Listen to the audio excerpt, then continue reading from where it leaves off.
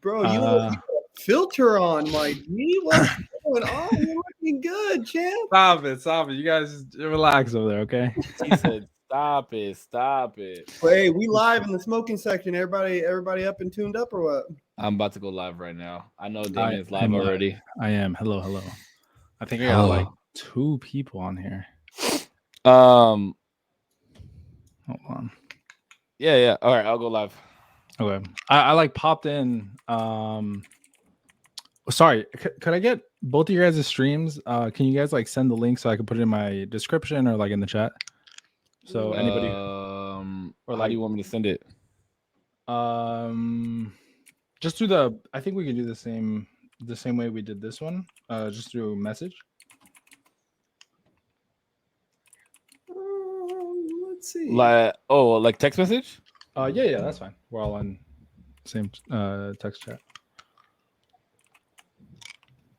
Is it really laggy or anything? Nope, you're good, brother. You're good. You're 100% good. Yep.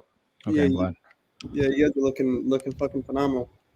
Let me put it You in guys too, man. Thanks, bro.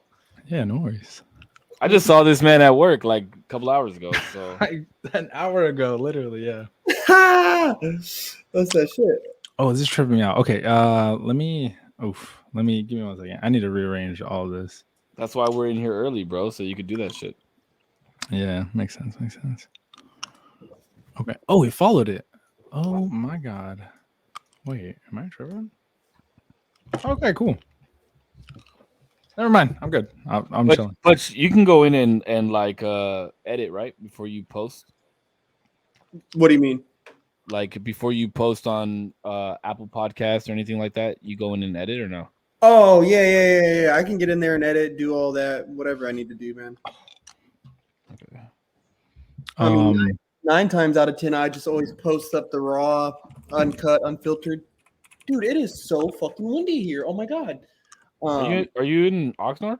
Yeah, bro, I'm in Ox, Yeah, dude. yeah. It's bad in California right now. It's fucking crazy. Oh my god. I hope y'all don't mind, but I'm gonna smoke me a little. Yo, Hey, go for it. Handle it, bro. That's you right there. Hey, it wouldn't be the smoking section without a bit of smoke. Yeah, I know what I'm saying. True. What the fuck is going on with my shit right now? Bro, Sorry, last time I got high, I just can't handle. I overestimate how much I can handle, and then I just get obliviated every time. Let's talk about it. Let's talk about it. Terrible. Let's talk about it. No, I'm not a very good. Yeah, I'm not a very good smoker either, bro. Like I'm horrible with smoking now. Before, like I used to smoke a lot when I was a kid, but now I can't do it for shit. I just get overly paranoid, and because I have panic disorder, like my anxiety goes through the fucking roof, bro, and I can't do that shit. Yo, bro, I used to smoke so fucking tough, and then I quit. I remember I was gonna get drug tested for this job, bro, and then I smoked. And bro, I'm telling you, when I sat there with the bong in my lap and was drooling, like just sitting there, like fucking stupid, Oh Jesus. my, bro, so bad. Like even when I got back from Florida, I was smoking that Zaza when I got back. Zaza, this man said. Boy, I was smoking that fucking pressure, and I'm sitting there like I'm telling you, like full blown anxiety attack. I'm pacing back and forth in my fucking apartment, and I'm like, I'm alive, but I won't be forever. Like, oh my god, Jesus, that is the worst, bro. That's That's why I don't smoke right there. For that reason right there, because so let me put it to you like this. My boy sent me a picture the other day, and it was of these pillars in space where stars are created. Mm-hmm. And it was just it. He was like the comparison as to how big those stars are to like, bro, those stars are like 5 light years apart from end to end. That's how big the stars are. And so us compared to that star is like a fucking grain of salt. Yeah. It's like the grain of salt of grain of salt. It's like insane. Yeah, it's fucking insane. So yeah, we were just chatting about that shit, and it just like that kind of shit just blows my mind, bro. Yeah, it blows my fucking mind. It's funny how much. I was gonna say I was gonna say like two different things. The last like weed, not the last one, but the worst one is when I think I took probably like 2 edibles, which I'm a super lightweight. So half an edible, half of one edible would have been perfectly fine. Took 2, and I genuinely thought our room, like these 4 walls, was in space, like Zathura. And this man said like Zathura. And I thought like the dark parts of my room were like seeping in. Like, oh my god, it was like I can't explain it, but and in my head I was like, dude, this is not real. This is not real.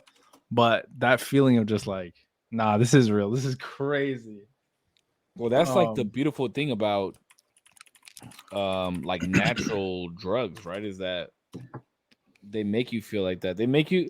Well, I were you with us when we went to the taco shop the other day, Damien? And we were talking about how, like I said, natural drugs should be legalized. I think we were talking about that. Yeah. I think. Yeah. Okay, hold on. Let me go live real quick so we can fucking no worries. talk about this. I don't know if do you guys typically address chat when you're on live or no? Okay. Mm-hmm. I like message back. Only because if somebody's in the midst of talking, yeah, you don't want to like. I don't want to interrupt. Yeah, it depends. It depends what it is. Callbacks and stuff. Y'all know how it goes. Like you might be like, I mean, some of the comments were going off when me and fucking Cisco were talking last, and you know, when you're in the middle of this conversation, you're bouncing the ideas back. It's like, yeah, like, sorry guys, love all the watchers at home and shit, but sometimes you got to focus on the conversation at hand. You know what I mean? For some reason, it will not let me go live. Huh. Hold on, let me try something one more time. Guys, I'm fucking starving and was thinking about ordering food. Ooh, what do you think about? I want Taco Bell.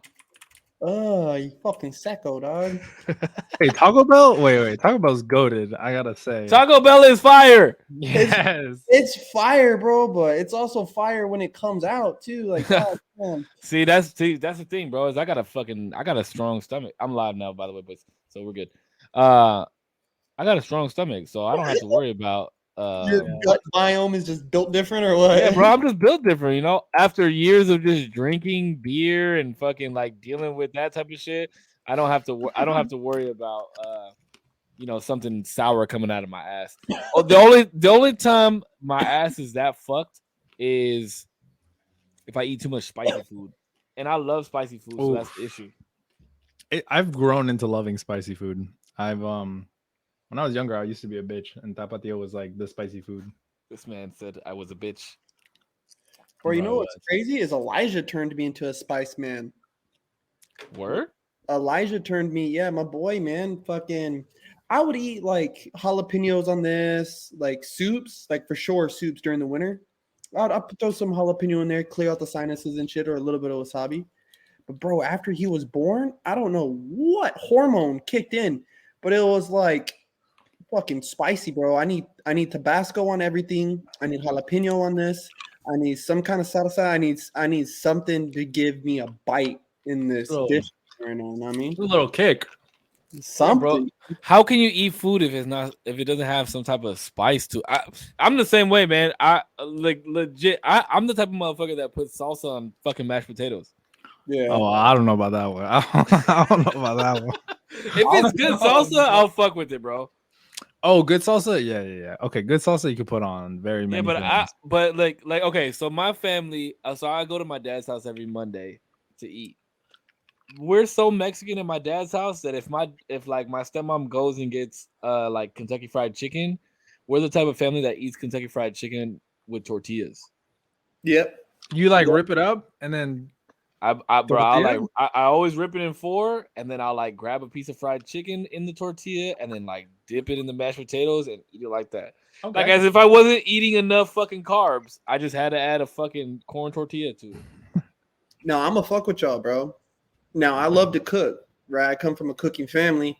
I love to cook, and I blew Rosie's mind, my ex chick's mind. I blew her mind, bro. When I like how you were like you had to think of the man. That's a long story, bro. We could talk about this shit too, but that's okay. I got a long story to tell you too, but we can talk about it. We can talk about it. no. We gonna move on. Yeah, We'll talk about that My next time. bad. Yeah.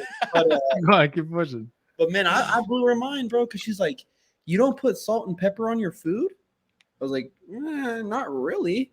What? No. Oh the fuck. Okay, wait. Finish what you're saying first, because I might have to rebuttal on this one. I was like, I don't put a lot of seasoning. I mean, she'll use like the garlic powder, onion powder, this powder, that powder. And now, don't get me wrong. If I'm barbecuing, I'll get my rubs out, but I'll make it. You get what I'm saying? Like all my flavors in my foods all come from what's being cooked in there, bro. I'm not dousing this shit in salt. Yeah, I might give you a little sprinkle, you know what I mean? Just to kind of just a little something. But like I'm trying to buy the most freshest meat, tasteful meat. So I don't have to douse this shit in pepper, bro. Like, or I don't have to douse it in salt to make it fucking taste good. I'm gonna have to disagree on that one, pimp. I'm just saying, for myself, bro, all my flavors come from what's being cooked in this bitch. It ain't coming from nowhere else. Okay, but let me ask you this, and maybe Damien can attest. What's up? Steak, I get it. Some salt on a steak, if you got some good high premium quality steak, absolutely. Mm-hmm. But if you're gonna make like some asada or something, you gotta marinate it, right? Yeah. Okay. So a little bit of marinade, bro. But aside from that, if you're gonna make let me think of something that I mean, what do you like? You don't put seasoning on your potatoes and shit? Just barely any butter, barely, maybe some sour cream, maybe a dash of salt and a dash of pepper, bro. I can see potatoes though. I can kind of get behind. I don't put any not seasoning. I don't put any salt on like eggs and stuff like that. Like I'll just eat eggs. What? Yeah. Okay. First of all, eggs are the most disgusting breakfast food of all time. Oh yeah, you don't like eggs? I forgot. I'll eat eggs if they're sunny side up on certain things, but you can't hand me a bowl of scrambled eggs and be like, eat this. Fuck no. That motherfucker better have some salsa on it, some sour cream, salt, pepper, garlic salt. Fucking onion powder. It gotta be everything. Like chilaquiles, eggs, basically. Chilaquiles, I hate chilaquiles with eggs, bro. I cannot eat that shit. Nope. But bro, the first two things you said was salsa and sour cream. That's what I reach for. When I say need something, I don't reach for fucking like pepper. But even I get that. But I always reach for the salt. Like salt. I like my one. Yeah, but I would prefer going with like a seasoning salt, like an all-purpose seasoning salt, or garlic salt.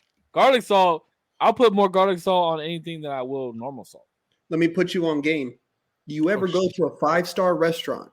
Whenever you go to a super fancy restaurant, right? I've been to Nobu. I've been to fucking Ruth Chris. Now, the true measure of the quality of their food, because there's going to be one of 3 things that you're going to be paying for at this restaurant. Service. Either the service and the experience, the quality of the food, or both. You will pay for either, and you're only paying for one of them at any given time.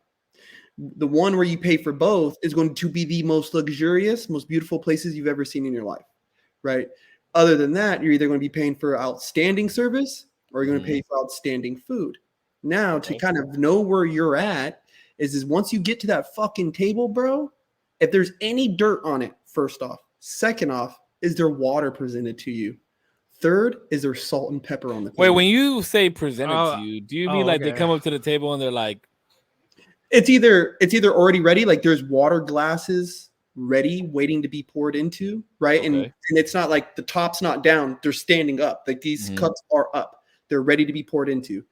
That's how you generally know you're in a fucking nice establishment. Okay, Damien, for context, Putch used to be in the restaurant. Okay. Like business. I wanted to rebuttal a little bit, but I'm not like heavy into like I don't know. I've only been to a few places, so I've never been to Nobu. I've never been to any of these places, but so I could be wrong. But I'm like, first, if I see dirt on the table, I'm leaving.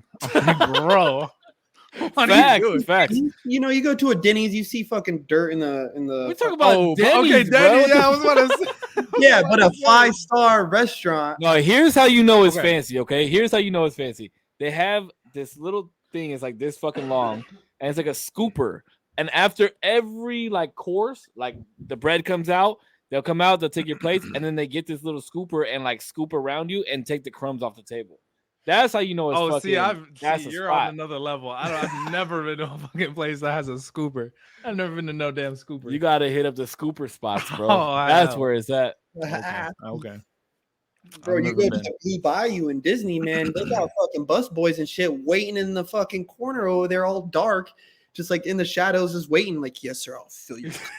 Like, dude, bro, I took 2 sips, fam. Like Okay, that's my service thing. Like, if I go to a restaurant, because I drink a shit ton of water, bro, like a ridiculous amount of water. You do. If my water, look, Damien already knows, bro. He sees me drink water all day at work.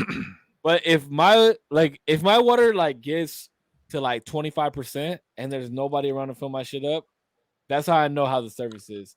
But I'm also like a nice guy, and if it's super busy and crowded in the place, then I understand. But I never want to get to the bottom of the water to where the ice is like touching my nose. Yeah, no. I don't like ice kisses. Like, that's not my thing. I will say, I think servers have it really hard because, like, one, you have to be attentive enough to where people are like, this guy's really good, but not so attentive that people are like, bro, he's pushy. Yeah. I'm like, damn, bro. I don't know. He's trying his hardest. Okay, so here's a question about servers, and it's curious to me because you literally just said something about servers, and Putch used to be a server. When I first met Corpse, he was working at a restaurant. What was the name of the restaurant? It was right there on the water. Fresco 2 on the marina. Shout out. Fresco, bro, that place, bro, Putch used to tell me to come through. I used to come through. I used to drink at the bar. It's good vibes, bro. That's all I'm gonna say about that place. But no, that place was fun. And it like turned into a nightclub after hours and shit like that. But so do you when is it acceptable to not tip? Oh, that's a good question. When is it acceptable to not tip? If ever. Damn, sorry. I do think there's times where it's unacceptable to tip. I'm so sorry.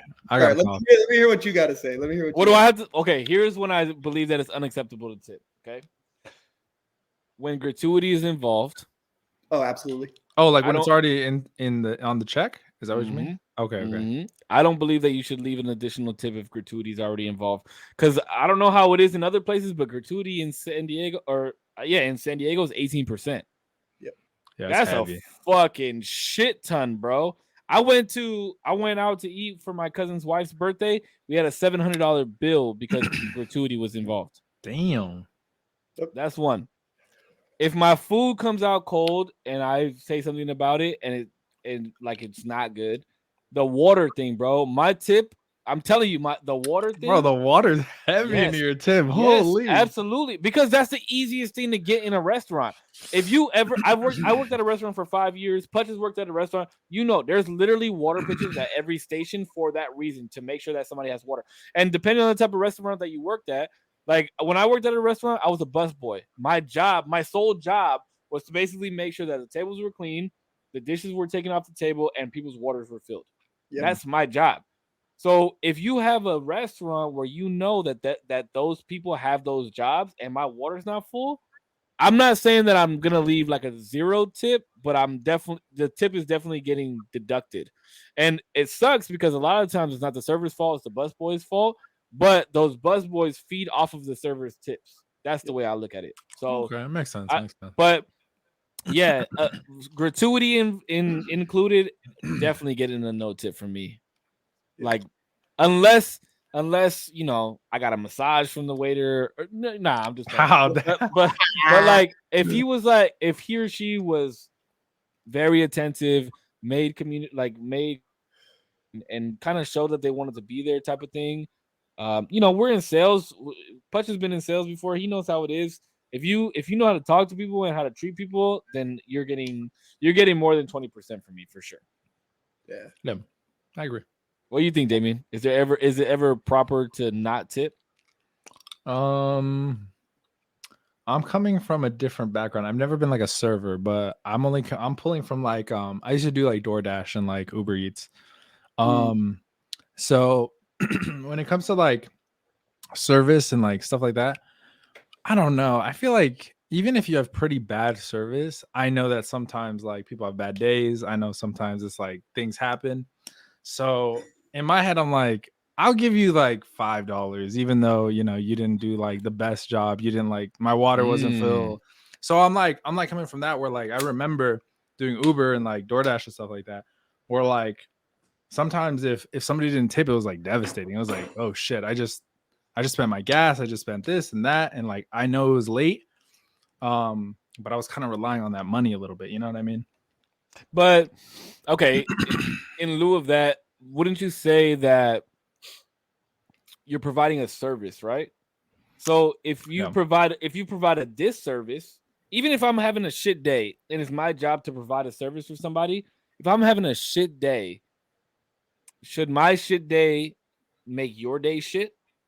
It shouldn't, and I agree, but unfortunately, sometimes it just does. I agree. We're all people, right? Like we should understand that people have bad days and whatnot. But at the end of the day, like that's my service to do for you or to you.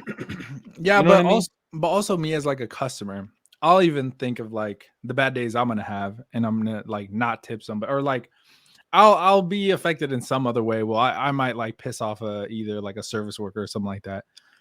Just by like my words, not necessarily monetarily, you know what I mean? And like I might affect them in that way, and that like kind of messes with. There's a reason why the tip comes last, right?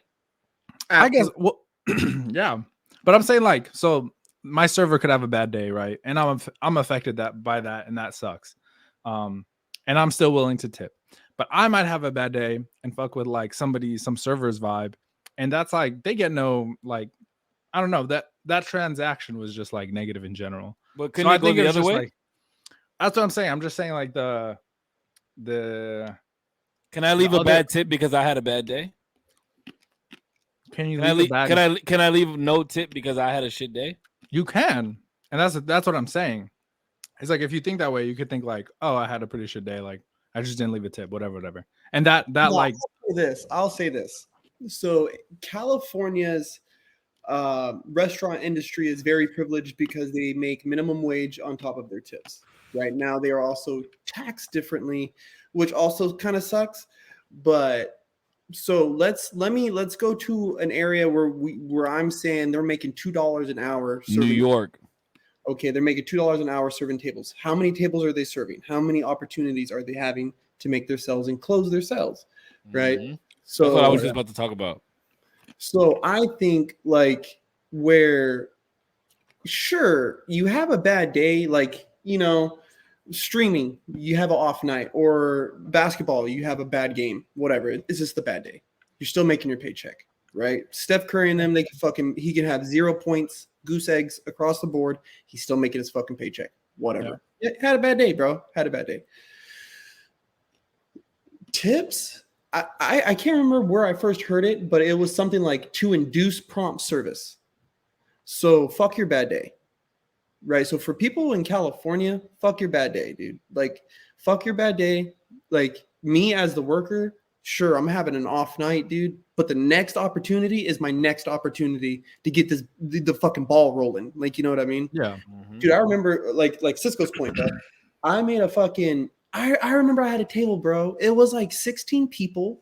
We charged them gratuity, right? 18% off this bitch, dude. Bro, and I'm slinging fucking bottles of wine, champ. Bottles of wine. Oh my God, it was a graduation party. Matter of fact, it was a graduation party. Slinging bottles of wine. Bro, dude tipped me $300 on top of it. Damn. After I told him, I was like, oh, sir, like, hey, because he's like, hey, you give me the check. I was like, all right. Bro, I pulled him around the corner. I was like, hey, here's the check. You know, it's no rush. Gratuity's already on there, so don't worry about tipping me.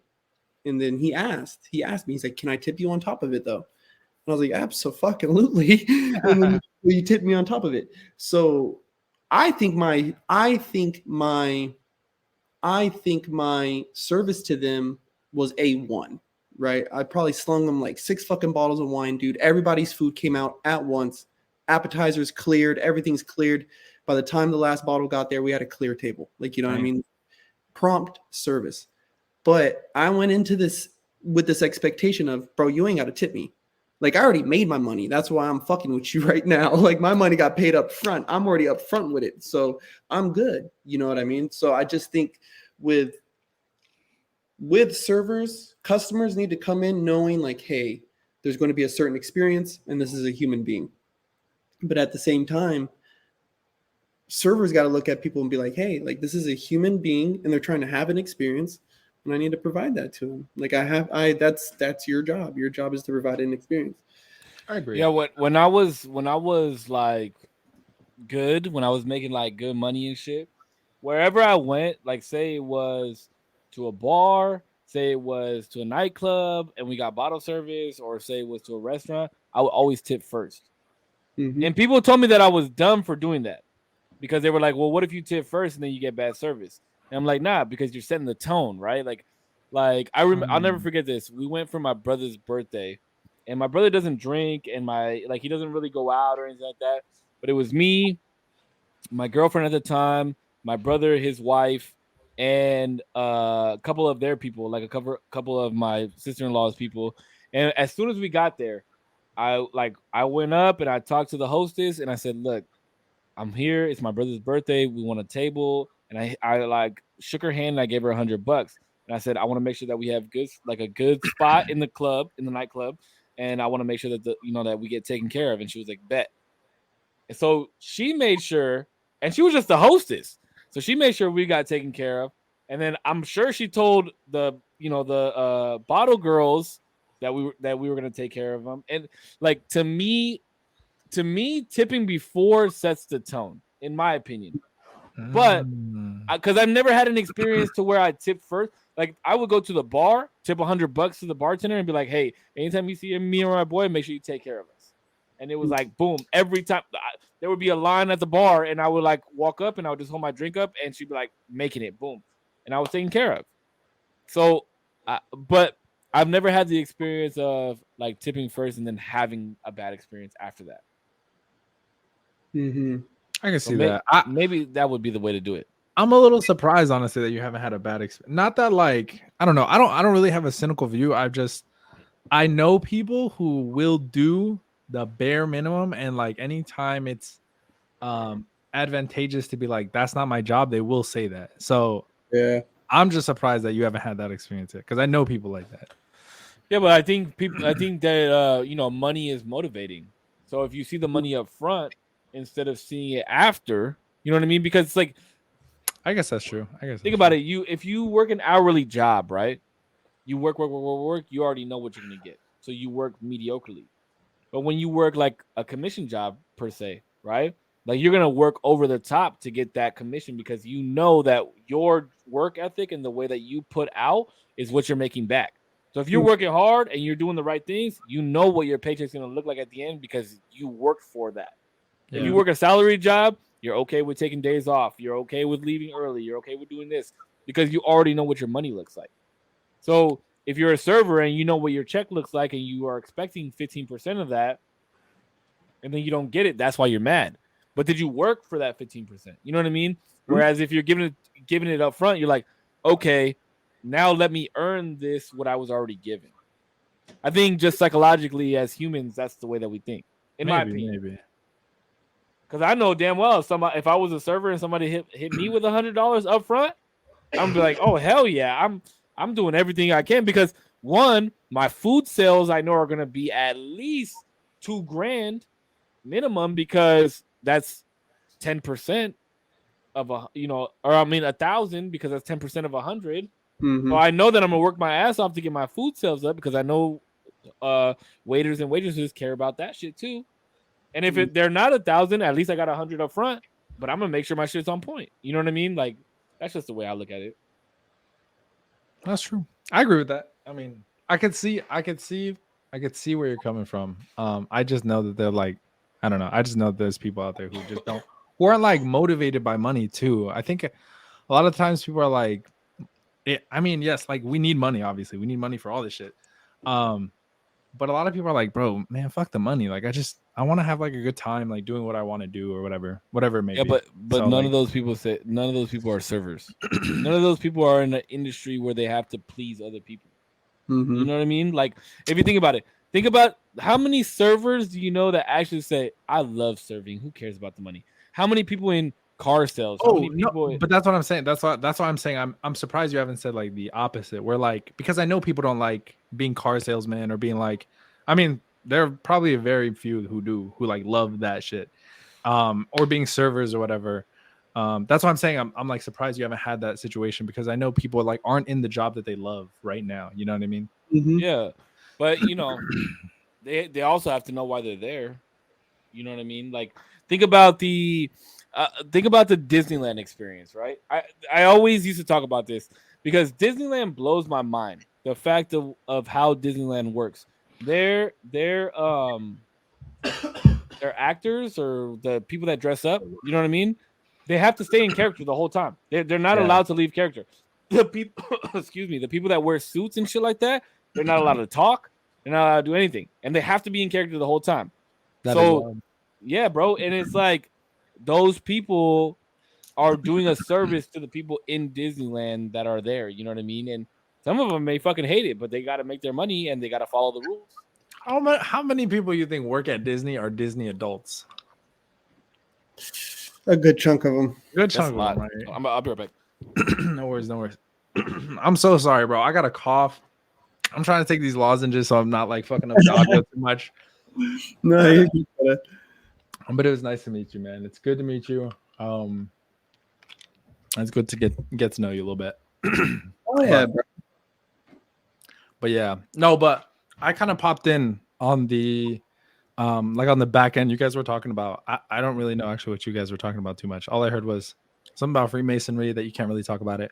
That's like the little portion that I came in on, and I was like, oh snap, they're already starting. And so oh yeah, dude. Well, yeah. What would it? Well, bro. First off, I was telling Cisco, man, before you popped in, I was like, bro, it's really tight that like you reached out to me and shit. I was like, bro, like, and he's like from your community, dog, and it's tight for all of us to be able to like come together and do some cool shit, like, you know what I mean, like do some stuff like this. Yeah, but that's 100, bro. What would you want to know? Like, I'll answer whatever I can. I'll tell you that. We're talking about. Okay. Well, now we get into the. We made a weeds. Don't mind my pajamas. No, you're good. I was saying because I like came in on the back end of a conversation you guys were having, so I just wanted to say like I eavesdropped a little bit, but I didn't mean to. Okay. But no, you guys had a conversation. You guys had a conversation probably like last week, I think, and it was about I had like tuned in on the portion where you guys were talking about Freemasonry and stuff like that, and the fact that you're in it. I had heard some things about it, and I want to get like clarification on things because I truly don't know what it is. I don't know if it's like a religion, and like, you know, I don't want to offend, but like I don't know if it's like a cult. I don't know if it's like I don't know what it is. So I just want to like know more about it, the people in it, and like what it entails as far as like, you know, what you do.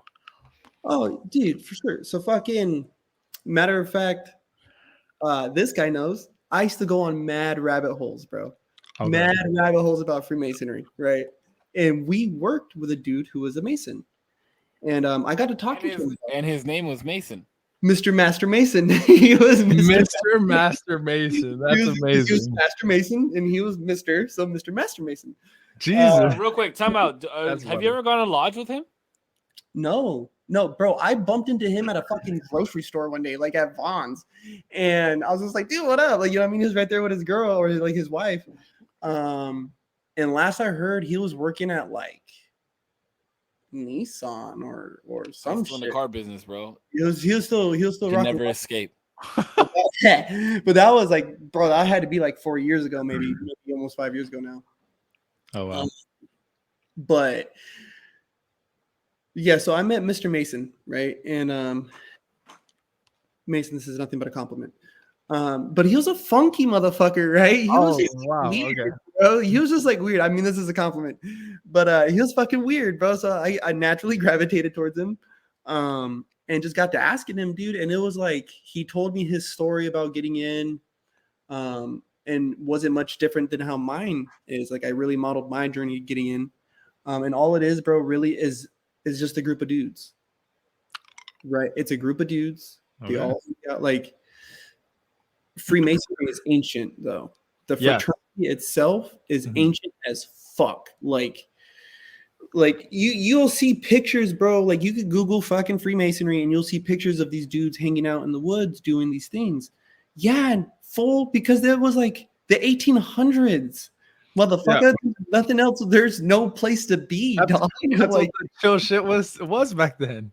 That's all there was, bro. Yeah, And there is some lodges that still practice that though. There's like, I don't want to say like cathedrals, but there's like stone fucking like structures built out in the fucking woods in like Ohio and shit, bro. Like where they have gatherings, like lodge, what we call lodge. And lodge is just when all the guys come together. That's our night. That's our night out the week that we say, hey guys, we're all going to meet up. And we all pull up, and you like if you were prospecting, right, to be a Mason, you would just go there and hang out. Just go. Us, brother, like the actual members will end up doing shit throughout the night, but your job is to fucking sit there. Like chill. Bro, it's a fraternity, dog. Like yeah. As the fucking new guy, as a candidate, your job is to fucking sit here, dude. Like you sit here, look pretty, fucking we'll come out. You know, some of us will come out from time to time to take a piss and be like, hey, what's going on, guys? Like, you know, introduce ourselves, kind of try to get to know you a little bit. Like, you know what I mean? Because we're going to get to know you. We are going to get to know you. Like, bro, I leave my wall. Like, so is it a cult? By definition, I don't know. Right. Because we're a group of people. Sure.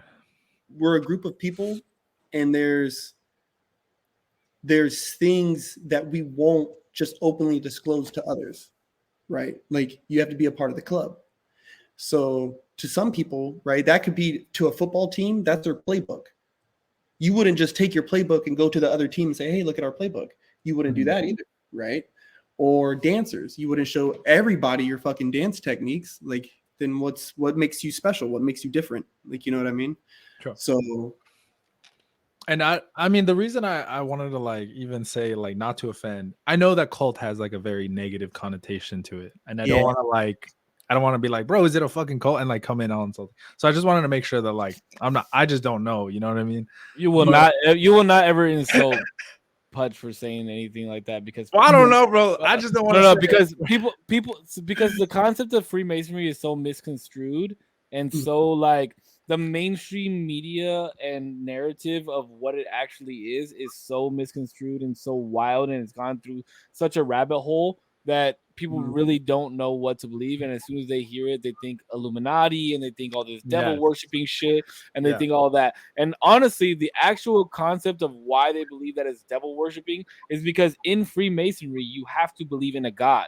And what a lot of people believe is that because it doesn't matter what God you believe in. So you can be a Satanist and believe in Satan, and that could be your God, and you can still be a Freemason. That's what people don't believe, or what people don't understand.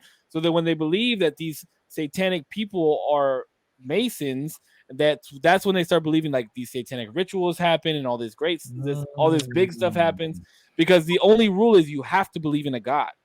It doesn't tell you is the real way they said is you have to believe in a benevolent being. Right. There has to be some belief in a benevolent being.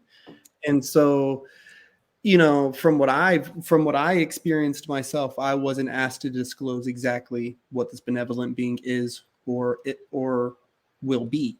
You get what I'm saying? So you do find guys who slip through the cracks. Right. Now, I do know people who've been excommunicated. You know what I mean? Oh, damn. So it's a slippery slope, dude. Like when you get into Masonry, you are fucking like you're thoroughly observed, bro. Like you're very thoroughly observed. And that's where I can understand where people like, oh, it's weird, like they're so secretive. Like, well, yeah, bro, like I keep my best friend's secrets like to the chest, fam. Like, you know what I mean? Like, I trust these guys around my son, dog. Like, what do you mean? Hell yeah, I'll keep all their secrets, bro. I don't give a fuck what you say. Like, the fuck? But that's the thing, right? It's like me knowing who Putch is, and I've known him for so long, and we can have conversations like we do. We've danced together. We've spent the night at each other's houses. Like all different types of, we've gotten drunk together. All types of shit, right? Eating $5 pizzas from Little Caesars together. Like, he hasn't changed at all. I mean, he has his who he is on the inside hasn't changed at all. Like maybe some of his mannerisms and the way he goes about things, and he's getting older and maturing, but like this is still Putch. And it reminds me of like when people go to the military, right? Like you think that they're gonna be brainwashed to the point where once they come home from boot camp, you're not gonna recognize who they are. Like it's not that. And that's how, like, knowing who Masons really are and actually like finding out the truth about where Freemasonry came from, and you know, like all the true stories behind it. And sure, you know, when there's things in the dark, everybody's allowed to have their concepts and what they believe and this and that. So of course, especially something that's been so secret for so long, because they have secrets that have been that are hundreds of years old, literally hundreds of years old, that there's still some that, you know, Putch, even as a Freemason, doesn't even know about. And may not know about even until he becomes a Master Mason. You know what I mean? And even then, there's still stuff above him that he won't learn about. You know what I mean? So when it's that kind of ladder of things, of course, people are gonna believe whatever the fuck they want to believe.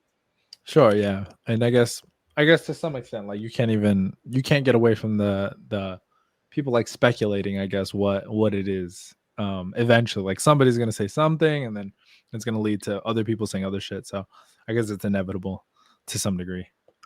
Well, think of it like this too. Like if you had members, right, who leave and they leave on bad terms. Oh, that's true. I didn't even think of that, but yeah. So of course they're going to say, "Oh yeah, they're in there doing this," or "Oh yeah, they're doing that." Like, you know what I mean? Of course they're going to fuck. It's like a bad breakup, bro. Sure, yeah. You know what I mean? Like I've been in group chats when I was a prospect. Like we were all in group chats, and dudes fucking go haywire. Like, whoa, what the fuck? Like, you know what I mean? Like, I don't know what's going on with you, champ, but you just sit over there. Then I guess, like, you know, we'll talk to you later. Yeah. Those are obviously dudes that you don't want, and you know what I'm saying, like in your circles and stuff. So that breeds animosity, though. That type of stuff, it does breed animosity. So rumors start, bro. Like rumors really do start. I've seen so many guys walk in the lodge and be like, "Oh yeah, I want to join," and they look around and they're asking all these questions, like, you know what I mean, and then you never see them again. So it's like I get it. After a while, I started to get it because, dude, when I first went in, the guy asked me what brought me there. He asked me straight out. I was like, "I'm gonna be real with you, champ." I want to know the secret. I was like, "I'm gonna be real with you." I heard y'all's like the Illuminati and shit, dog. Like, what the fuck? Like, but you guys were like right here. I was like, I've practiced at the POW like so much in my life. He goes, yeah. He goes, a lot of people come in here with that. He's like, but you'll see. Like he just gave me this whole rundown. And to become a Freemason, what, Putch? What's the rule on becoming a Freemason? Like you have to be one, ask one. That's the rule of Freemasonry. You have to ask a Mason to become a Mason. To be a Mason, yeah. You have to ask one to be one. That's what was weird about me, dude, is I just walked in there one day. It was like, hey, like to see about being a Freemason. Yeah, and that was the thing was what, because so the thing is that Putch and I talked about it because I wanted to become a Freemason as well, and it was because of the brotherhood behind it. And like I went to community college, so I wasn't able to join a fraternity or anything like that. And I have my very core group of friends, bro. It's the 5 of us, and like we're like our own fraternity within itself. But I always wanted to become part of something bigger than that. And so Putch and I worked together, and we both worked with Mason, and I would pick Mason's brain for months and months and months and ask him questions about this and ask him questions about that. And every time that we talked, as soon as like our conversation could be 20 minutes long or it could be like 3 hours long. And every time he'd be like, dude, I just want to let you know, like, you have to ask when to be one. You have to ask when to be one. And he knew that I wanted to, but I was also in that headspace, like, do I really want to take this next step? Because it's a lot, bro. It is a lot. And I remember Putch when he was going through his initiation and everything. Like, I talked to him the week of, I talked to him the week after, and it was just like, it was a lot, bro. And I'm sure he could tell you mentally it was probably somewhat draining, but fulfilling at the same time, because you don't know what's gonna happen, because every lodge has their different initiation. But it's like, could you talk like a little bit? I don't know about the initiation, like what happened, no, or like no, okay. Or like about the types of like things that need to happen or anything. Is it what? So I'll tell you this. So I started going and I made my intentions clear, right? There is an application process, right? Like you'll do an application, right? It's crazy. It's really, they really do check you out, bro. Like they make sure that we have legit people inside the fraternity. I loved it, right? It's basically like PIs, bro. Like they know a lot of shit about you, bro. Like what? like a private investigator. Oh, because, okay, because there's people, like, if you look at Putch, you would never believe that, like, you wouldn't put Freemason as his title. You know what I mean? Like, you wouldn't think that he's a Mason. And that's the crazy thing about it, is that there's no like set look for Masons. And people always think it's these rich white people that just hang out in a circle and jerk each other off and shit like that. You know what I mean? Like, it's no, but seriously, like, it's far from that. There's every creed, every religion, like, they come far and wide to all come together. And that's the dope part about it, is that you don't have to look a certain way, you don't have to think a certain way, you don't have to talk a certain way to be a Mason. You just have to have a similar core. You know what I mean? Yeah, I did, like, so like we would just come, bro. Like I'm saying, like he's saying, man, we would just come, hang out. I hung out, and then next thing somebody whispered to me, like, hey, I think your big day's coming up. I was like, oh, okay. Like, bet. Like, bet. Like, because I know that there's a vote. I know. Like, I listen. Sure, so yeah. There's a vote. There's a vote to admission. And then so somebody whispered it, and I was like, oh, okay. Yeah, and they picked me up that morning, and I got initiated. I got initiated by a bunch of men I've never met, which was. Did you know that it was your initiation day? Once it started happening, they made my initiation very special. They made it. But when you got picked up that day, did you know that it was your initiation day? Kind of. Like how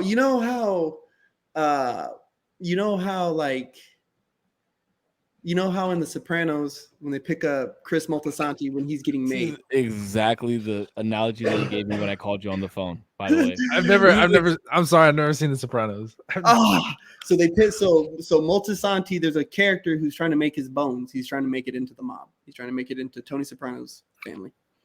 And the morning they go to him, he knows, like, and you can see it in his portrayal. All this, the acting is A1, but he knows that it's happening. And I had that. It was like that same feeling when I seen who was in the car, when I saw like just the way they were talking to me.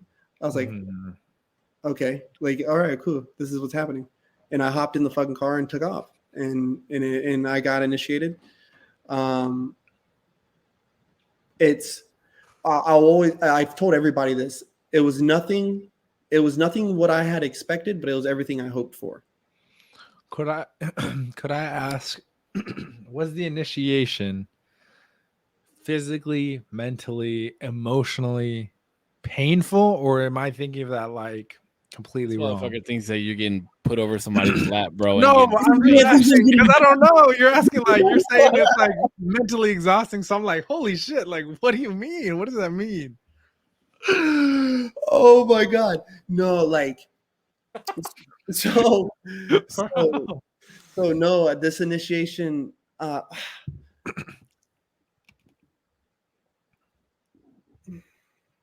How can I say it? it's not becoming of what you may think, but it still is in its own rights, right? Like they're not going to sit there and shoot you with a fucking BB gun. Sure. Okay. Right. Cool. You're not gonna blindfold you and put you in a corner and be No, like, here, but take all like these paintball shots. To the fucking reason chest. I asked too is like to some degree, initiation in my head has a little bit of a negative connotation as well. Initiation has to do with like you have to be put through the fucking ringer before you're with us. You know what I mean? That's what I think when initiation. So I'm like, holy shit, like you're getting into a brotherhood that's insanely secretive. So I imagine like some sort of putting through the ringer has to be to the same level of we're letting you into our world, into this like world of secrets and nobody knows. So that's why I'm like, it has to be like the same level, because if not, then like, everybody would be, you know what I mean? Everybody would. And like maybe not everybody, but But again, you have to put into consideration that initiation doesn't happen as fast or slow for everybody, right? Like it's the people above have to be like, okay, he's ready. You know what I mean? It's like getting hired within your company. It's like, okay, this motherfucker has shown this, that, and the other. Okay, it's time to move them up. You know what I mean? Because I'm sure there's prospects that have been around longer than Putch was, and he went first because of what he showed. You know what I mean? Actually, matter of fact, of all the initiates that all came in around the same time, I was like the second to last one to get initiated. And it's because I was so young. They weren't very sure about me, and they literally went like oldest to youngest in initiations. Because I'm so young, bro. I'm 30 years old, and I'm young. Hey, you old as fuck, dog. You feel me? 30. But to answer your question, play that shit back. And what I said, if you ever got initiated, if you were to ever get initiated in Freemasonry, play that back, and you'll know exactly what I was talking about. But I'm saying, Putch, would you agree that so in order to be a Freemason, you have to be a man, right? And yes. This kind of touches back on the conversation that we were having the last time, just slightly. And you have to be somewhat of a masculine male. Sure. But would you agree that being a Mason is not for everybody? Not for all. Hold on. Let me rephrase. Let me retract. Would you agree that being a Freemason is not, or being a Mason alone is not for every masculine male? Like masculinity is not enough to make you a Freemason. Oh no. Yeah. I would not say that. I would not. I would agree with that 100%. And I would go even further to say that I have found very feminine men inside of Freemasonry who also display all the masculine traits as well, right? Like they're very strong men, like strong in their masculinity, but for also a little, you know what I'm saying? So there's something going on, but me being their brother, you know what I'm saying? I accept them for as they are, and I'm listening to what they're saying, right? And they're very wise, knowledgeable people. So I don't think Freemasonry is for everyone, right? But I think it can be. I think for all men. For men, right? Because we're talking about men here, right? For a second. So okay, wait, what? I can hear that. wait. Here's the real question: is what? How does Masonry classify men? Oh, now we're getting into some meta shit right now. Well, that was just a quick. Wait, but before, go ahead. No, go ahead. What were you gonna say? I was gonna say before that, why exclude women? Why? I don't know if you have the answer to that, or why is there sororities? Yeah. Why is there sororities? Yeah, so I think now there is debate amongst why it's all men versus not all men. Man, hit you with the shake, the debate shake. Shimmy. I think all in all, it's because it started with men, and these men were violent men. Like, you know what I'm saying? Like they were violent men. That, like, think of it like the Crusaders. What are you talking about, like skull and crossbones days? Yeah, let's go way back in the fucking day where these guys are literally slaying each other with these long pieces of metal that they call swords. You feel me? Like they are literally killing each other on a daily basis. That's what they do. Like as men, they grow up. That is what they fucking do. You get me? So I think during these I think we should say did there. Like that's what they did, right? or did, whatever, right? I mean, we do it, but just on a different fashion. And I think that's why men of that era, or when you want to talk about toxic masculinity, let's talk about men from that era. Here we go. Toxic masculinity. Toxic masculinity didn't exist back then. That's what I'm saying. Yeah, that was called being a man. That was just called being a fucking man, dude. That's what they had to do. So I just think, to me, when I put all these stories together and all the different debacles, I just think that in ancient masonry, it was men performing these tasks, right? Sure. Women were not performing these tasks. Sorry about it, but they weren't performing these tasks. So through that brotherhood, it was built, and that through that brotherhood, it remains. Okay. I think though, like, I guess because I saw so many questions about it throughout time. Your questions will never end. Throughout time, things evolve, things change. We no longer like kill each other with swords. We have guns and like stuff like that. And now like times have changed where men and women are like, I'll never say men and women are the same because at the end of the day, we're just not. I want to get in this conversation so bad. No, bro. I mean, we can, but the thing is, I'm sure. I don't know. I might disagree with you guys. I might agree. I don't know. We can get into it. We're not the same, but we are very similar, and we are in tenses of like value equal. And yes, like we can expand on that, but I don't understand why, like, I guess it wouldn't change with the times as far as the I still don't even really know if it's a religion, because it seems like more people with different religions can come into it. So it seems like almost like a meta religion, like something in something. That like, why wouldn't it evolve and say, you know what, like times have changed, you know, everybody here is cool, but there are more people that can come in and like different types, like men, women, you know, within that spectrum. Mm-hmm. And I don't know if you have the answer, but just like, I don't understand why they wouldn't change with the times. Well, sorry. Oh no, did I lose him? Hello? Sorry, you froze. I did? Yeah, sorry. I thought I lost you for a second. Oh, no. Okay. But no, fun little fact is there is female appending bodies of Freemasonry, right? There's a thing called like Job's Daughters. That is for if I remember right, 17 and under,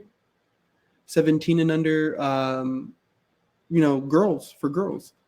And then if I remember right, it's like, I think it's called Sisters of the Eastern Star is the female appending body, which is like Job's daughters once they turn 18, or they're Sisters of the Eastern Star. Mm-hmm.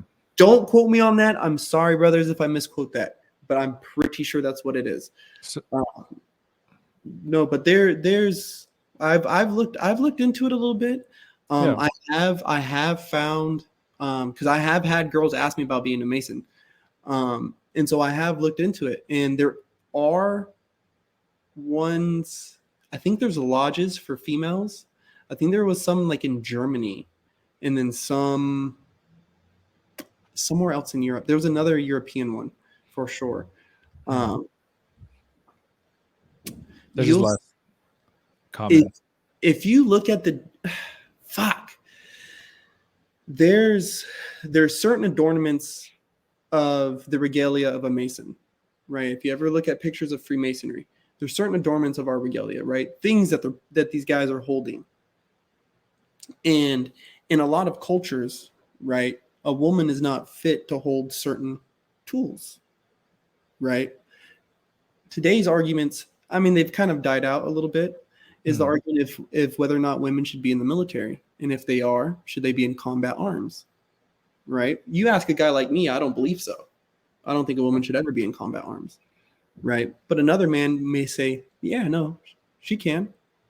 And that us as Freemasons, that's where we talk about it. That's where we talk about it, right? So it's not a religion. It's me saying, hey, I'm your brother and I love you. And there's something I'd like to talk to you about.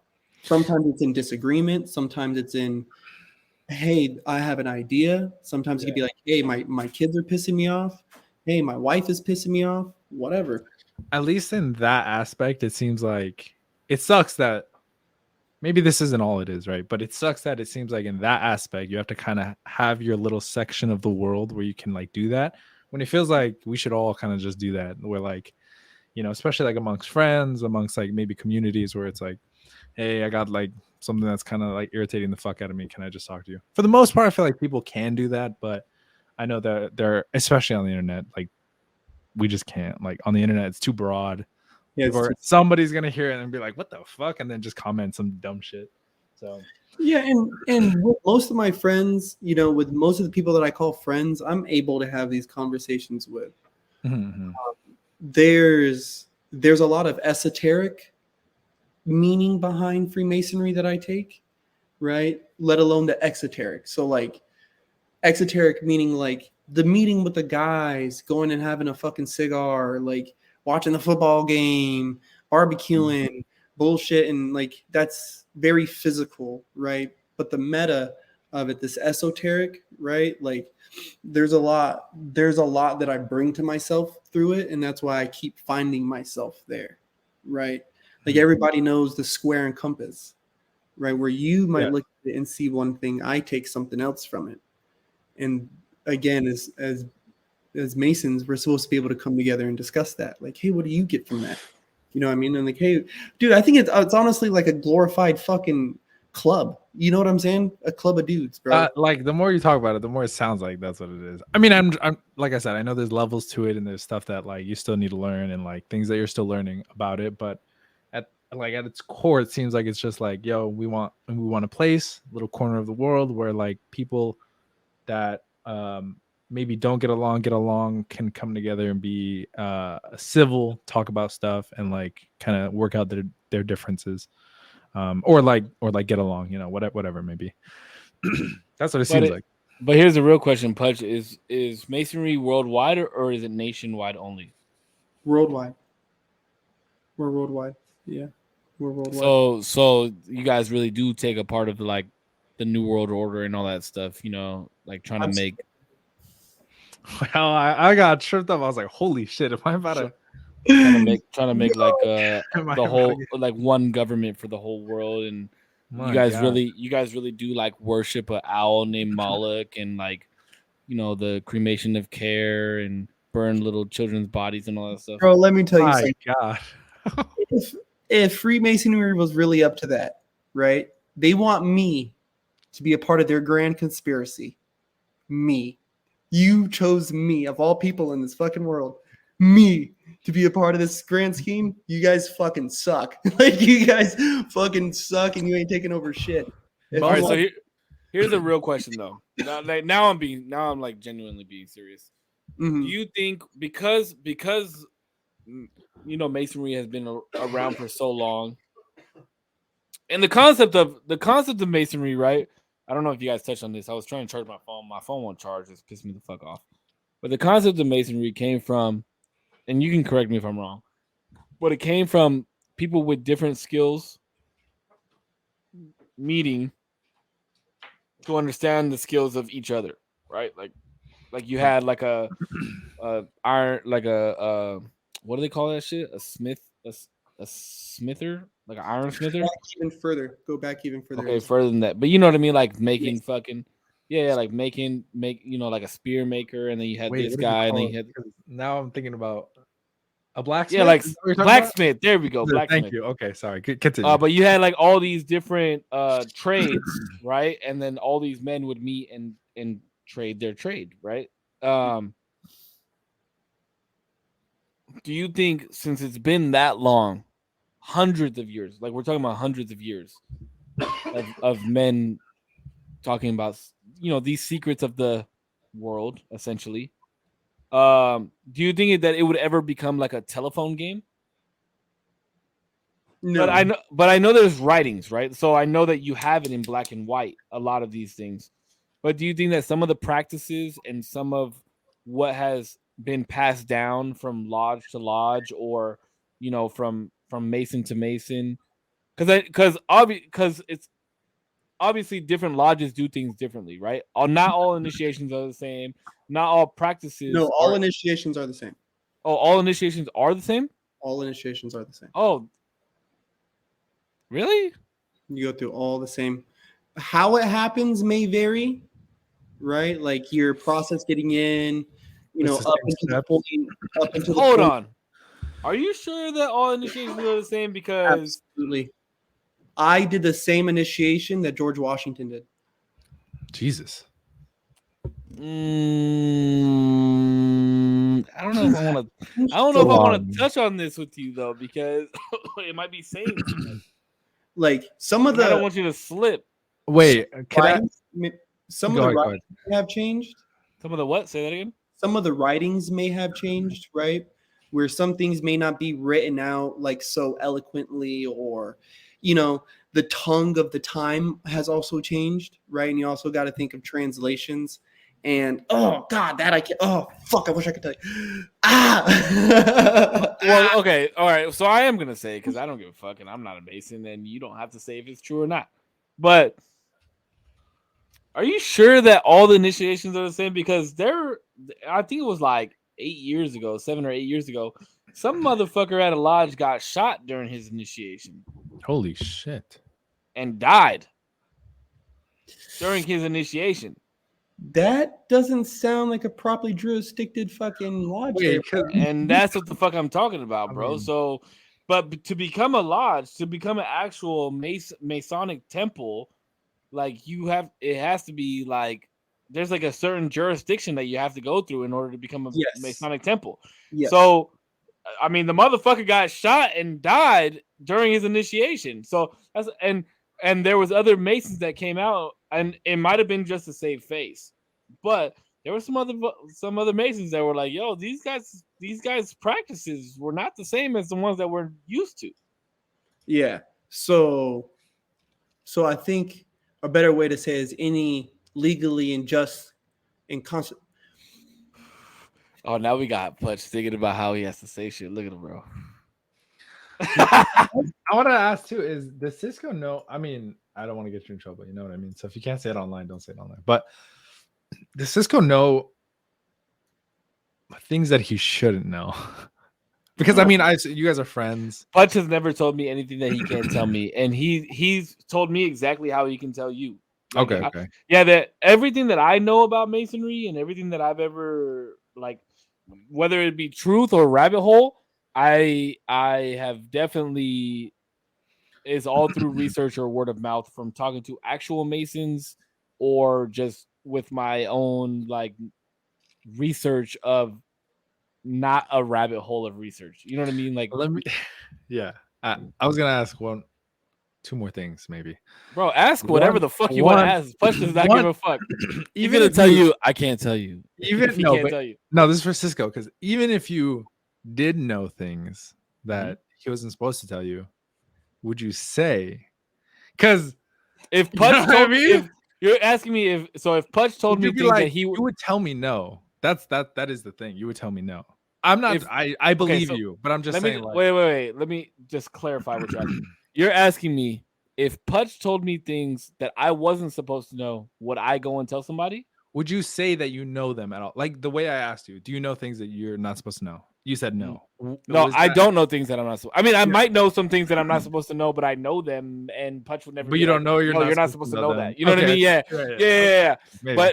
But no. Putch has never said like, "Yo, this is what my initiation was like," because first and foremost, me knowing who Putch is and me knowing as much about Masonry as I know, like I would never ask him that.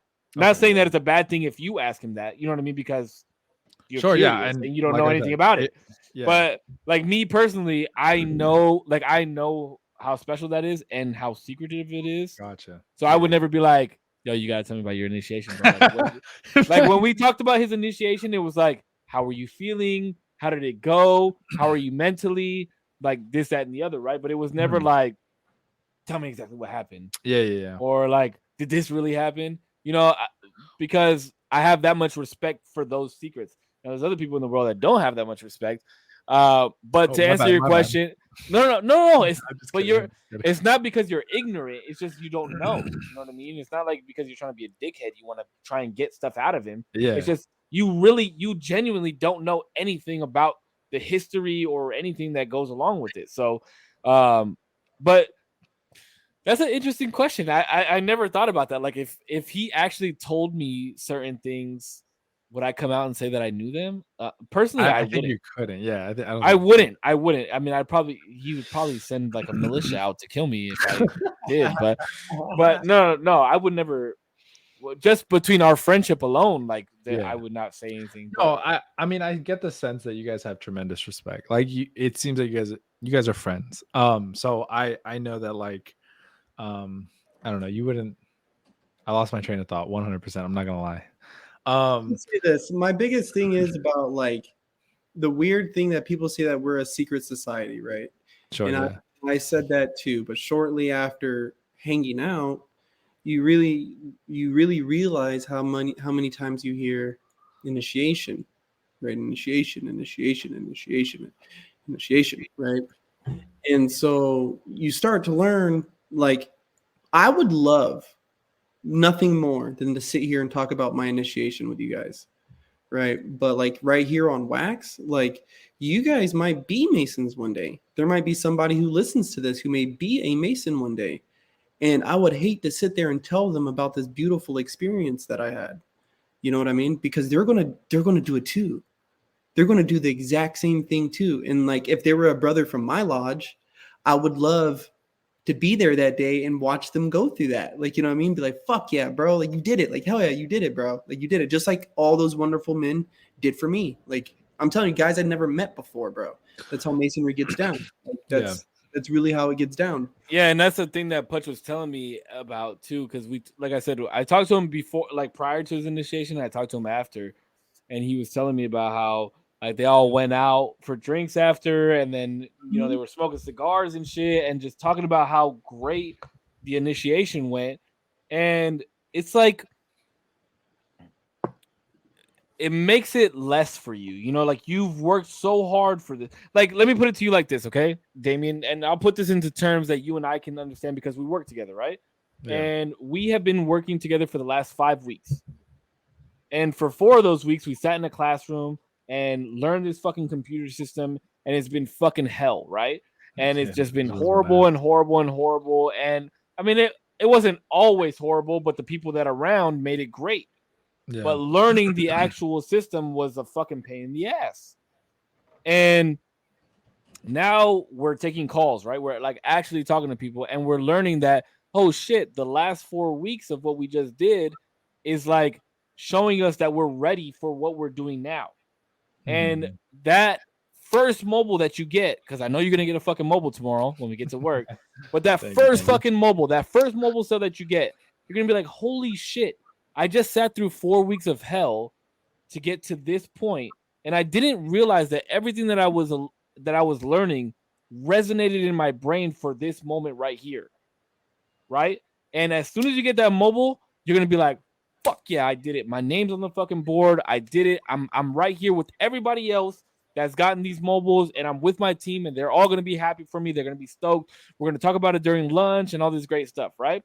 Now, in that same aspect, you could go and tell your girlfriend, your stream, your family, all the shit that you were learning in CSG, and none of them would understand what the fuck that you were learning, right? And you could sit there and try to explain to them, this is why we do this, this is why we do that, this is why we do this, this is why we do that. But it makes no sense to them because they're not in the same position that you're in. Yeah. So why not keep that to yourself and be like, okay, this is what I'm doing in order to get this first mobile, in order to get this first sale, and enjoy it with the people that understand what I'm doing, why I'm doing what I'm doing, that sat through this same exact thing that I just did. That's the same concept, right? Like in Masonry, it's like these people that came before me had to do this same step line that I'm going through right now, and other people wouldn't understand it. So why tell other people about what we're doing if one, they're never gonna go through it, or two, they're never gonna understand? You know what I mean? That makes sense. Does that make sense? What I'm saying? I get it. Yeah. Was that a good analogy, Putch? Like, Yes. because think about it. As soon as Putch finishes initiation, boom, everybody's like, "Bro, you fucking did it. You took this step. Now it's on to bigger, bigger and better things. Let's celebrate and let's enjoy ourselves because now you have felt what we once felt, and if the world knew how that felt, we wouldn't feel that way." Mm-hmm. And that's what makes it special, is that not everybody gets that opportunity. And the only way that you get that opportunity is by wanting that opportunity. So if we let everybody know about it, then it's not as special. Bro, old boy locked up shop, man. We pull up to the cigar shop. He locks up shop because there's a newly initiated brother. Let's celebrate him. You know what I mean? And not to get fucking gushy, you know what I mean? But that was something that I was looking for in my life. You know what I mean? Being a brand new single dad and all this shit, it was like I need to find a tribe. You know what I mean? Like I got to get accepted into some kind of tribe of people. You know, like my people's, they're everywhere. You know what I mean? Like Cisco's in San Diego, I'm over here. You know, I got homies in North Carolina. My people's is everywhere, so my tribe is kind of thin. You know what I mean? Sure. And so I think of it like these guys all hold the same memory of this initiation, right? So they would not dare speak it to another man, just like me, you know what I mean? So I could trust them with anything, right? Like any secret that I ever needed to tell them. Like me and Cisco were talking about it on the last podcast, was like I could be very vulnerable with them in my worst times, like when I'm just fucking mad. Like I've called up my bros when I'm mad as fuck, dude. You know what I mean? And I don't have to worry about judgment. I don't have to worry about nothing. You know what I mean? Yeah.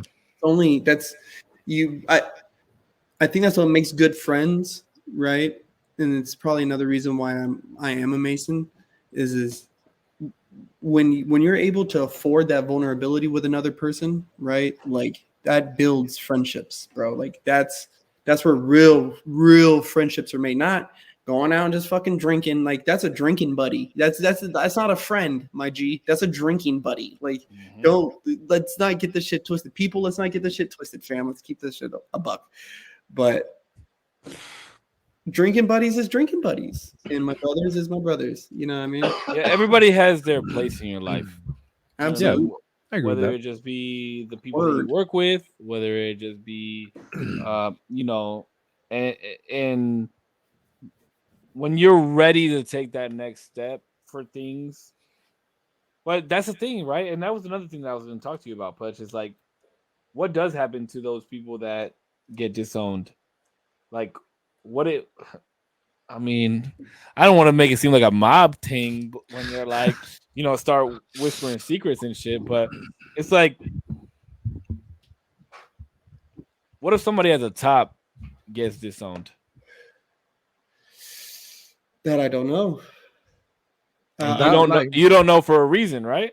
That I had a question about that too. I don't know. Obviously, you can't tell me all the secrets, right? But is there anybody who, and you don't have to like tell me an article or a video, but to your knowledge, is there anybody who has been disowned or like left on bad terms and was like, you know what, fuck it, I'm gonna put everything online so everybody knows? There's people that say they have. There's a couple YouTube channels I had came across. There's a couple YouTube channels I had came across. No one that I know of any notoriety, right? Like outstandingly. But so in Masonry, right? Like we're all brothers, bro. We're all brothers. And one thing about Masons, if you really watch, a lot of them are military heads, bro. A lot of these dudes are military heads. And so now take into consideration that now, you know, Masons are generally very patriotic, right? We're generally very philanthropic with our activities. Okay. Philanthropic. I like that word. So yeah, we do charity fundraisers and this and that and that and this. Like we're always doing a bunch of shit, dude. And so let's say if I was stealing money from a fucking charity, you're not a trustworthy brother, bro. Yeah. Right? So masonry, like I'm saying, masonry can be for everybody. But if you're trying to join the brotherhood for financial gain, it might not be the place for you, bro. Like, you know what I mean? This is probably not the place that you're looking for. You might need to check out the building over there. You know what I mean? And so people do get in trouble. People get out of Freemasonry. Some people leave Freemasonry, right? What really happens to them? I don't know. Fuck, I don't know. I just know he's like, I'm not trying to find out. I don't want to know, honestly. Like, you know what I mean? I imagine there's a difference though between like people who leave of their own volition and like, you know, peace out. Like this isn't for me anymore, and people who are like disowned because of dishonest, you know, whatever may have happened. Yeah. I imagine there's different treatment. Well, I mean, depending on what they do, bro. Like, I wouldn't doubt that somebody gets like charges pressed on them or some shit, depending on what they do. You know what I mean? But there is no grand like. There's a big misconception that after the third degree, that all these other degrees mean all these other things, right? And it's really not true. Your first 3 degrees are the most important out of all of them, right? Anybody will tell you that. Any Mason will tell you that. The first 3 are the most important out of all of them, especially the third, because you're a master now.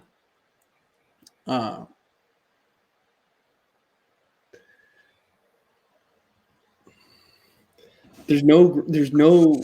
It's funny to watch him think about what he can say, what he can't say, bro. If it's gonna just, I don't want to get you in trouble or anything. So no. It's just trying to convey this and not sound fucking retarded. Can't say retarded on YouTube or Facebook, just saying. Can you not? I'm joking. Oh, I was about to say, bro. I was like, but I mean, I don't care, but I don't care about saying it. But I'm like, what the fuck? That's why. But there's no grand like I'm saying, if I was really picked to be a Mason, to be a part of this grand conspiracy, like they picked the wrong dude, bro. Like, and I've seen other guys. We are a blue collar lodge, fam. Like, you know what I mean? So any person, like all the way up to the Grand Lodge of London, like all the way up to the top, like they get caught up on some dumb shit. They have to handle their own thing, bro. Like Freemasonry doesn't answer for that. That's of your own accord, bro. And that's the funny thing, right? It's like you think about the secrets, you think about the handshakes, you think about all this shit, right? Mm-hmm. And it's like people think it's so far-fetched. People think that it's out of this world for people to do those things. But in that same light, it's like you have secret handshakes with your homie. You don't tell shit, like don't tell people about your homie shit. What's the difference? Like, what is the difference? The fact that there's multiple locations that you guys can go to hang out. The fact that there's multiple people that have the same mindset as you. Like, that's what I don't understand why there's so much hype about Masonry and the secrets behind it. It's like we do this shit on our day-to-day basis. What's the difference? I look at it like this, right? You remember back at the garage, bro, people would get slumped. Just slumped at the house, bro. And they never had to worry. Not in my house. You never had to worry. Fall asleep right here, you're going to be fine, right? And I remember, bro, like I would leave my wallet out. Like, you know, all these people in the house, and I just got my wallet on the fucking dryer right here chilling and never worried, never had to worry, right? And so, especially as we've gotten older and we got kids now, you know what I mean? Like, yeah, you got handshakes with your homeboys, right? My homeboys, I don't have to lock up my wallet, right? I don't need to lock the bedroom door. I don't need to watch my wife, in the looks that they may give her. I don't need to worry about that. I don't need to worry about that with these men. And the best part about it with Freemasonry is I I could be in Key West, Florida, like I was, and meet a brother. Be like, "What's up, bro? What's going on with you guys? You guys good?" Like, oh, "Okay, cool. Hey, where you from?" "Oh, I'm from over here." "Oh, cool." And we start talking, and I know if I need anything, I can talk to these guys right here. Or if they need anything, they can talk to me. And you have that in common, right? Because we went through the initiation. You did I went through the same initiation. I went through the same thing that you did. You know what I mean? Like I have just as much merit as you do. Mm-hmm. I mean, like degrees aside, but I have the same merit as you do. Like degrees aside, we've all been vouched for. We're all men and freeborn, bro. Like there's nothing that binds me, dog. Like I'm a man just like you. The thing that binds us together is the thing that binds us together, and that's masonry, my G. Like, you know what I mean? So like, what the fuck do you need from me, bro? Like, what do you want? Like, what do you want? What do you fucking need? Tell me what. And the dope thing is, like, Putch being 30 years old, he could meet like a 70-year-old Mason, and he'd get treated the same. Mm-hmm. He wouldn't get treated any differently because of his age or because of what he does for work or anything like that. There's millionaire Masons, and then there's people that make minimum wage Masons. You know what I mean? Like, and everything in between, and they all get treated the same. And like that's a concept that we as people should live by on this earth. Is like it doesn't matter. Like again, like I said, your creed, your religion, how much money you make, anything like that. Like we should all be treated the same, and that's how, like genuinely, that's how they all treat each other, and that's the beautiful part about it. I agree. Oh, do I want to? Yes, you do. Do I want a rebuttal? Yes, you do. Don't because okay. So I agree that like, well, I don't want to like rebuttal on like the Freemason stuff because I agree. I think for the most part, fuck that. Like say something against the Masons. God damn it, they're fucking evil pieces of shit that hold secrets against our fucking society. Yeah. not that I don't want to disagree. That like I don't want to say anything and say that's not what I mean. I just mean like I don't have anything to rebuttal that. It seems like it's for the most part. Seems like it's a like he said earlier, like basically a glorified club that like you've gone through a process that boom justifies. It's glorified between like. Oh yeah, between people who like don't know. It's glorified. That's the only reason it's glorified. We should just leave them the fuck alone and let them believe whatever the fuck. Well, to like a little bit of to a point of like the reason you might have like handshakes with your homies, right? And to your close friends have secrets between you two, but you know that the people around you are always going to be interested in like the secrets that you have with certain individuals. That's just what's going to happen. Like that's just human nature. We're curious as fuck, especially when you say that like we can't know something. It's like, oh fuck, well now I just want to know a million times more. I just did it right now. Like say what the fuck you got to say, right? Like you were like, and so I don't know if I should or not. But well, the thing I didn't want to rebuttal, what was it that I didn't want to rebuttal? Oh, it seems like this is all like been a part of like Freemason has a mechanism to verify everybody in it. So that way you can trust everybody in it, right? Like you go through similar processes that I've gone through, but the reason you can't do that with like everybody in the world, although in a perfect world we could, everybody just has like different shit that they want done, different motives for different things, which is why you can't leave your wallet out with everybody. There's a certain amount of people that you can do that with. That's the only thing I was like, I don't want to rebuttal about the Freemason stuff. It's just like, yeah, it sucks that we can't do that with everybody, but we should be able to do that with everybody in the world. But then again, you also have to understand, like, I mean, I know Putch and I know he has his tight knit circle. And Putch knows me. I have my tight knit circle, and I'm assuming that you have a tight knit circle yourself. Like whether it be 2 or 5 or 10 different people that you also know that you could leave your wallet out in front of. You know what I mean? Yeah. And although there may have not been an initiation for us as a group, there are tests that we go through with each other, right? Like the first time that you left your wallet out, were you like, oh, I can leave my wallet out? Or were you like, well, if somebody took my wallet, like I'm going to find out who it was, and this is just a test. And then you left your wallet out and it was still there, and you grabbed your wallet back and you were like, wow, maybe I can trust these people. You know what I mean? Or say your significant other, she went out with your group of friends and you were at work and you couldn't be there. You're like, oh shit, like, do I have to worry that somebody's gonna hit on her or do this or do that? And then you come back and everything was copacetic. Like, Copacetic. Those are like a big word. I've never heard that word. I'm sorry. Those are like those themselves are trials and tests in themselves, right? So we do those tests and trials ourselves with our group of friends. That's why that's like my group of friends. We've been together for 16 years.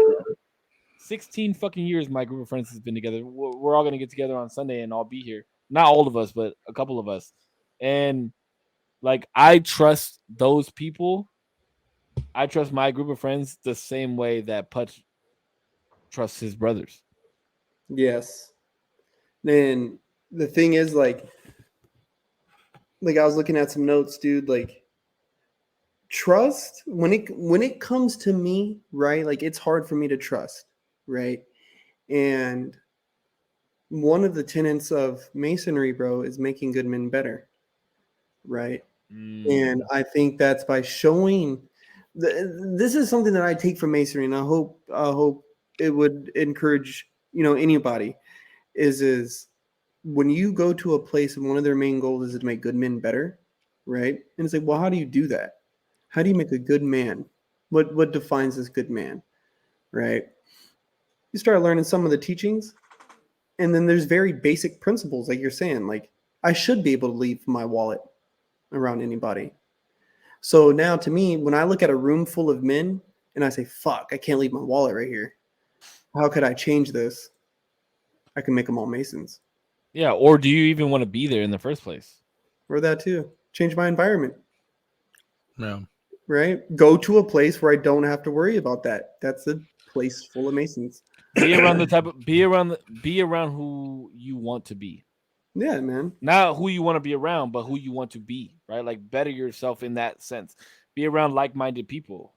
That's the concept. That's what blows my mind so much about this is that people we tell people this on a day-to-day basis, right? Like be kind to one another, be around the people that you want, who you want to be, dress for success, all this type of shit. But then when you have a group of people that are doing all of that, it's like, oh no, these motherfuckers, they're fucking satanic and they run the world and they they're Hollywood and they're all these Jews that pay people billions of dollars. You know what I mean? Like, no, but that's what you hear, bro. That is what you hear. That is what like. I just thought. Yeah. So even to the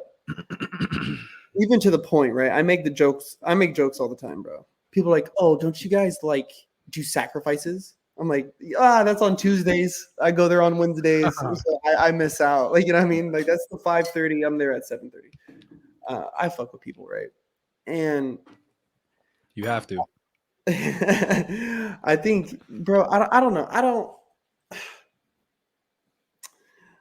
don't know how to put it other than like you really got to go there, right, and see these people in action and see everybody move in action and then see them away from Lodge, and you really realize like they're all the same people, right? Like this isn't a place where you go and we put on this weird mask and now we're somebody different. Like, you know what I mean? Like we go there the same person, I leave the same person, and step by step we get a little bit better and a little bit better and a little bit better, right? Whether it's like just by talking to each other, by association, like, you know what I mean? Like you're saying, Cisco, like if you want to be fucking a successful person, hang out around successful people. Well, I'm hanging out around successful people every fucking Wednesday. Like, you know what I mean? Like these guys work big time jobs. Some of them are blue collar like me. You know what I mean? So it's like, hey, bro, somebody of my kind is up in this bitch. You know what I'm saying? And the other guys who I aspire to be like are also up in this bitch. So just by association, I'm becoming a better man. You know what I mean? That's cool. Do you keep a mentor? Like, is your mentor the same one that was your mentor coming into Masonry? Or as you like grow in the ranks or get further into Masonry, do your mentors change? I want to make sure I speak on this properly because I can't speak for every lodge. I'm talking about you personally. Oh, so for me personally. Yeah, I don't give a fuck about anybody else right now. I'm just talking about you. Oh, yeah. So, dude, bro, when I first started coming around, there was this dude, Scott Neese, my man Scott Neese. He's been on the podcast. I watched that one actually. I've actually watched two. You've had two different podcasts where you had brothers on, and I watched both of them. Oh, matter of fact, I want to speak on one of those. Mark Torres, get better, brother. Worshipful master Mark Torres, bro. So he's like he leads our lodge, right, bro? He had a fucking nasty accident, bro. He fell off like a fucking waterfall right here in Ventura or like Newberry or some shit. But holy shit. But I got a GoFundMe going. We got a GoFundMe going, so everybody donate. Go donate to the GoFundMe. But he's been helping me a lot here recently since I've gotten back home. But before that, Scott Neese was somebody I would call like my mentor. You know what I mean? Because everything I needed, I just always went to him. You know, I could ask any of these brothers. I could ask anybody, but I was just already really close with him. Like I got to be really close with him. So it's changed. It's changed, but it's been mainly those two. I haven't had like a series. Yeah, like but you don't have like somebody right now that you reach out to consistently that you're like, yo, let's go grab a coffee and talk about this, or this is going on in my life right now. Or do you still find yourself reaching out to people like me? Or I mean, I know you and I haven't spoke a lot lately, but like when shit hits the fan, do you still find yourself reaching out to people like me as your friend, or do you find yourself reaching out to your brothers more? Oh, I definitely like, so like for you, for example, right? Like if something was to happen between like me and Sly, I would hit you up because shout out to Sly. Yeah. I at the same time. I love Sly, he's so his maturity, like his growth and maturity, it has skyrocketed, and I love watching that young man. He's just progressing in life so well. And for you, Damien, you don't know who Sly is, but so I don't know if you know this, but like Putch and I used to dance together. Like we were big in dance community, and Putch is very big in the Oxnard dance community, and Sly was a young man that danced underneath him. And shout out to Sly because he wears corpse gear all the like that's all he wears. Like that's all he wears, and he wears our shirt. Damien, if you don't know, like this is a shirt that Putch and I made together. Like that's why this is my logo. That's I was gonna ask. Yeah. That's why I have it. I have it tattooed on me. Yeah, like this is mine and Putch's logo. Like gang. And actually, Okay, so real quick, time out. Putch and I put this together because I wanted to come out with a piece of clothing, and I wanted to do it with somebody that was well established, and who else better to do it with than one of my good friends who has a well established clothing brand. So we worked for a very long time to get this piece made, and we're both Harry Potter fans, and we got the snake done, and it was just like a big thing. And then like the graffiti style on it was like a shout out to me. It came out perfectly, and we worked for a long time to get it done, and we worked on the colorway together, and it came out perfect. And I remember like we paid the artist that did it, and I'll never forget. Putch was like, yo, like you can have that. Like that's your logo. Like you run with it. And ever since then, like it's my background on my computer. Like I got it tattooed. It's just been, and that to me was just like this is dope. You know, like he sold it for a while, and then it was like, nah, and he would like throw me a few bones for every shirt that was sold or sweater that was sold, and then he was like, you run with it and do what you want with it, bro. And just like it's yours now. And like that was some dope shit. But yeah, like Sly and them and all your like juniors and shit did that photo shoot with it with the logo and shit, and I was this shit's fire, bro. And yeah, shout out to those guys. So there's definitely like for them issues with them or something on that level, I would go to you about that. You know what I mean? Like, but then there is definitely some stuff where I'll talk to my brothers about it. You know what I mean? Because there's just certain advices that I can't get from Sly. There's certain advices that I can't get from these guys. And that's why I'm glad that I'm one of the young bucks at the lodge. I think I'm like this like second or third youngest guy. In your lodge alone? Yeah. Yeah. Yeah. But 30 is not that young. I've met Masons that are like 24. 25. Mm-hmm. You get some dude. I seen some kid get initiated who was like 18. I am. It was like hey, both of you guys are young as fuck. Both of you guys look young as fuck as well. But by the way, I thought Cisco. I thought you were fucking 20. I want to say at least 20, like 25. Bro, somebody told me that today, and I was like, damn, like, hey, 24, thank you. Yeah, both of you guys have young as fuck faces. So I don't know. Hey, we still cute, Pledge. That's what he's saying, dog. We get back. Don't make me blush. Like, look. Oh my god. Yeah, nah. I mean, I don't know. I don't know, bro. Like, listen, if you ever decide to go into a lodge, you could literally look up Freemason Lodge near me. Pull up, bro. Okay, hold on. You live in Mission Valley, right? Not to dox you or anything, but damn, you just dox stuff. Now my whole chat's gonna go fucking. But you live near Mission Valley, right? Or near there.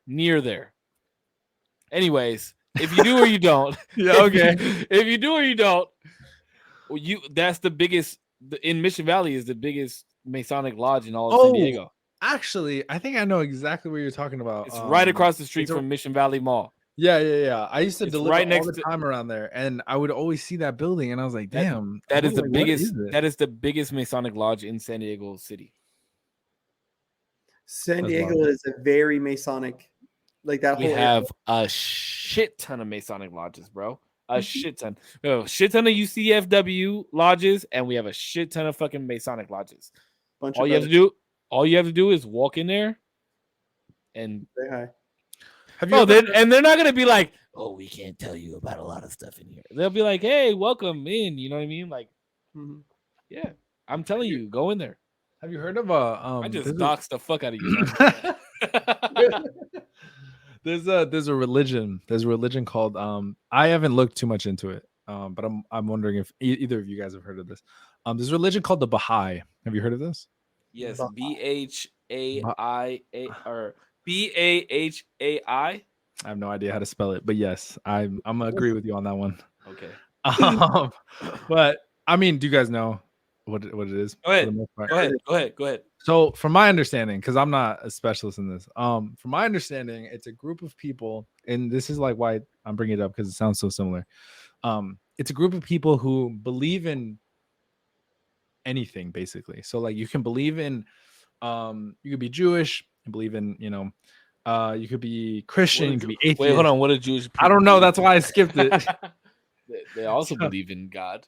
They do, but very differently. I think they only pertain to the Old Testament. They don't believe in the New Testament, from what I understand. Correct. So you could be Jewish, you could be like Christian, Catholic, just anything. And you're under this umbrella of like the Baha'i that I don't know. It seems like it's super similar as far as like if you're in the Baha'i and if you're in Masonry, it seems like you have kind of the same qualities, it seems like, from my understanding. But I didn't know if you guys knew about it or could like kind of draw the similarities between them. But it seems like people like in Baha'i can like are accepted, and they're like, yeah, you can believe in like whatever you want. We're all Baha'i here. We all are under the same like umbrella. We're all human. We're all like loved and whatever. Yeah, but would you say the teachings are similar? Because Masonry is not only built on your religion, or what you believe in, it's also based on your testament as a man. You know what I mean? Like, sure, what you do for your community. That's what Putch was touching on earlier. Is like, oh, we do this for our community. We do this, like we throw. So one of the I don't know if requirements would be the right word, but like one of the things that they'll look at is how much are you invested into the community around you? Is that something that you would say like that's what they look into as one of the like things that they monitor to see if you're even qualified into this whole thing? So one thing with Masonry is and sometimes I still don't feel qualified. I didn't go through any kind of qualification to be able to participate in these activities other than being a just man. Like, you know what I mean? Like, you can't be a serial murderer and be a Freemason. You can't, bro. Right? You cannot? No, you can't. Oh, okay. My bad. I thought you said you can. Okay. No, you absolutely cannot. Right? You can go fucking tear somebody's head off and then go to the lodge after. And just be like, my bad. Right. Let me in. Like, don't look in the trunk, dude. Yeah. I'm gonna go bury it after, but let me initiate first. But yeah, let's have lodge, dude. Yeah. Yeah. Right. But and so the thing is, especially with masonry, right? And I've never heard of Baha'i or any of that. Yeah, Baha'i. Yeah, yeah. Yeah, I've never. I will look that up though. That does sound interesting. But from what I've gathered, bro, and this is easily able to find on the internet, right? Is this comes from stonemasonry, right? Ancient fucking stonemasonry. How ancient? I mean, as far as my brain can go, is like ancient Egypt status, right? Which is, fitting because everyone likes to think that Egypt was like one of the most advanced civilizations. Illuminati. Bro, I mean, that's where the all-seeing eye, the Pyramid of Ra. That is true. That is true. Well, funny enough, though, is Illuminati started in Germany, like Bavaria or some shit like that. They started in Germany, but they just took and this is one thing where I can see why people may call us devil worshippers or this and that or that and the third, is they just adopted the symbolism of ancient Egypt, because at that time, like once you started moving into like the 1800s, that art style was really celebrated, right? Where once you started moving past that, it swung into ancient Greek and Roman architectures and art styles. And it's great that you said architecture there, because the reason that a lot of people believe that masonry has a lot to do, which it does, but the secret society of masonry has a lot to do with Greek and Egypt, is because we still don't understand how they built their structures. That's like a big question. That's like, especially in Egypt. And they believe that that's part of the secrecy. God, bro, don't give me those eyes because I'm gonna ask. I'm just kidding. It was built by true masters of the craft. Yeah, and that goes back to what we were saying, is that those people that had those trades came together to teach each other trades so that they could be carried on. Mm-hmm. And it's not even about secrets. It's just about like, hey, this is how we do this, and this is how they do this. So let's put 2 and 2 together and make this. Like that's how masonry came about. Mm-hmm. That's where it came from, and that's why Putch is saying like it goes back to like Egyptian time, where it came from the stonemasons who built these stones to build these pyramids. This is how we made this. You know what I mean? So like, and you look at Greece, you look at places in Mexico, you look at Egypt, you look at all these places that have these designs that are very similar, right? Like Giza, Machu Picchu, like all these fucking places, the designs are very similar. Mm-hmm. There's a reason for that. It's not because, as we all want to believe, and myself included, aliens came down in parts of the world and were like, hey, like let's teach these motherfuckers how to make these pyramids. If that was the case, why do we not build our structures like pyramids? Mm-hmm. If that was the case, why do we not do that now? But I mean, it's been carried on, and that's why they do the things that they do. Say what you're gonna say, Damien. Real quick. I need to pee so bad. I'm going to go pee. Super quick. I'm so sorry. That's okay, because I'm gonna pee when you get back. Okay, I'll be right back. Look at this motherfucker. He was like dancing in his chair. Yeah. Oh, he got the gray sweatshirt on. He got the gray sweatshirt. Boy, trying to show off that chorizo. Hey, but how does it? Still, dude, I haven't had to piss not once. I know, hey, but I've been drinking beer, but I don't know what he's drinking. But you've been smoking. But here's my question to you while Damien's taking a little restroom break, is that I have 2 questions actually. Do you get a lot of people that sit here and question and ask you like questions like this? I wouldn't say on a day-to-day basis, but like on a basis to where because you don't go everywhere and say like I'm a Freemason, and you don't wear a compass on your, like you don't wear Mason jewelry or anything like that. But when people find out that you're a Mason, do they come out and just start immediately like busting out questions like, oh, what can you tell me? What do you know about this? What do you know? Like, do you get that regularly? Yeah, I do. I mean, I think a lot of people forget because I don't post about it much, and like you said, I don't wear like a lot of clothes or anything. And I think a lot of times, even when I have posted stuff, I think people scroll by so fast that they just don't pick it up. You know what I mean? It's not the dose of dopamine that they need on their timeline. Yeah, you know what I mean? Or yeah, it's not meeting their frequency to register in their brain on that level. You know what I mean?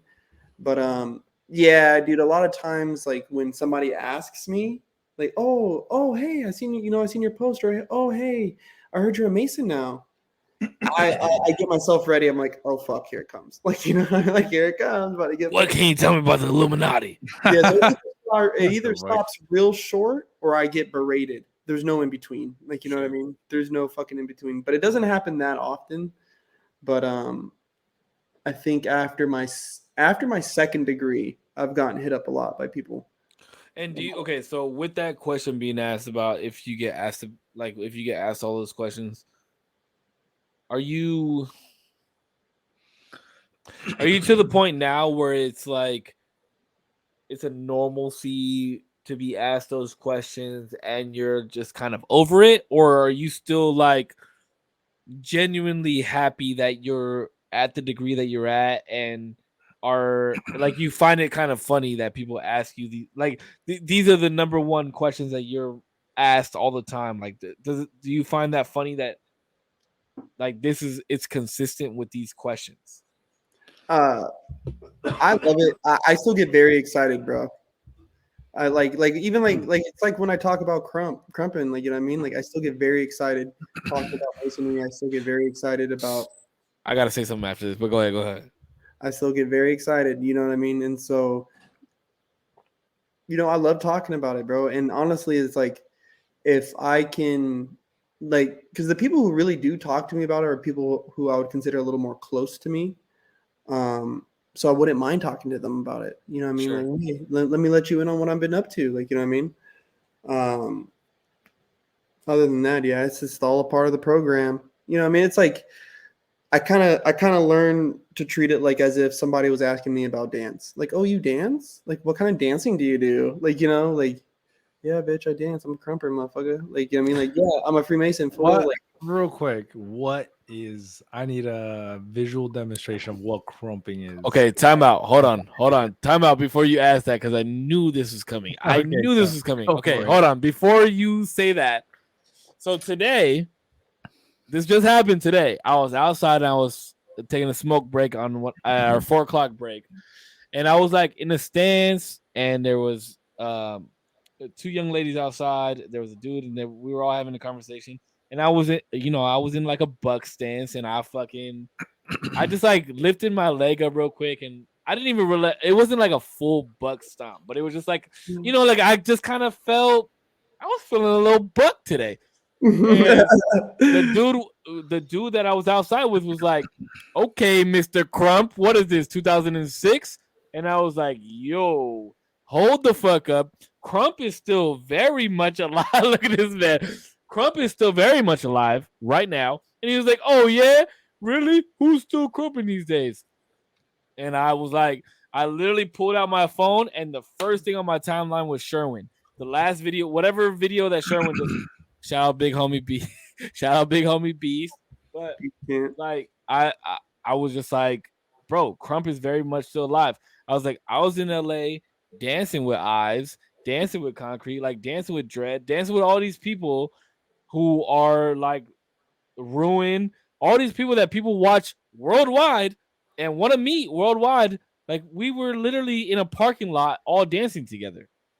And it's crazy to me that people still don't believe, like, the fact that, like, first of all, Damien doesn't even know what Crump is. I don't know what Crump is, bro. I either need somebody to bust down some moves right now, or I'm gonna look it up because I need to know. Well, you should look up one of Punch's battles. That's all I'm gonna say. Man. Okay, I'm gonna go pee now. Hold on, real quick. Okay. So what's the history of like what is Crump? What is that, first of all? What is it? Is it just a type of? It's just a type of dance, I imagine. Yeah, so it's a style. It's its own style. It. I'm gonna get fucking fried, but I don't care. So, from what I've gathered, is that it had a hip hop origin, right? Which it was conceived through Tommy the Clown, right? And clown dancing. Tommy the clown dancing, all this shit was going down in LA. And there was a small group of kids who were dancing with him who took the clown style and started kind of tweaking it a little bit and made it more rugged, more street feel, right? Okay. And then that's when you got the first installation of what people would call R&D or rugged nigga dancing. So you you can't say that word. No. I said it. That's what it was. We're learning about history. Yeah, It was in the history. It was in the book. It was in the book. He read it. Tell the young lady in your chat, Damien, that crumping is actually spelled with a K. Look at that. I just figured that out too. I literally looked up a little like clip because look up crumping scene. Okay, hold on, wait. I want to hear the rest of Punch's history, and then I'll tell you our history, and then I'll tell you everything else. And so in that group was Tight Eyes, Miho, Prissy, Slayer, and a dude named Little C. Hey, shout out to Little C though, because he was at my first Hip Hop International as a judge. Just saying. Yeah. Shout out Little motherfucking C, doing it big, doing his shit with Omarion. All you motherfuckers. I mean, y'all can hate on him. See, what you're about to learn history right now, Damien. Like I'm legit. Sorry, but okay, so real quick. Here he goes. Somebody in the chat did say, look up crumping scene from Bring It On. No, don't look that up. That's not crump. That's not crump. That's glorified Hollywood fucking chest bumping. Like, don't look that shit. We're about to show you some real shit. Hold on.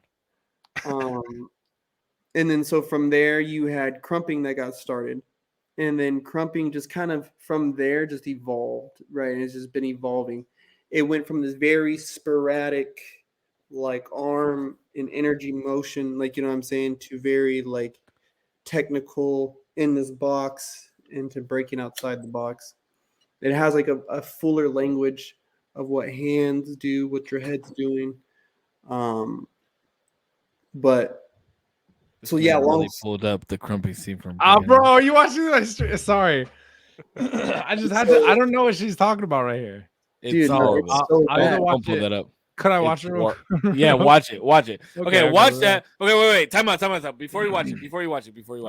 Okay, let me just give you a small history and background. Okay. Okay, go for it. Like what Putch and I have gone through.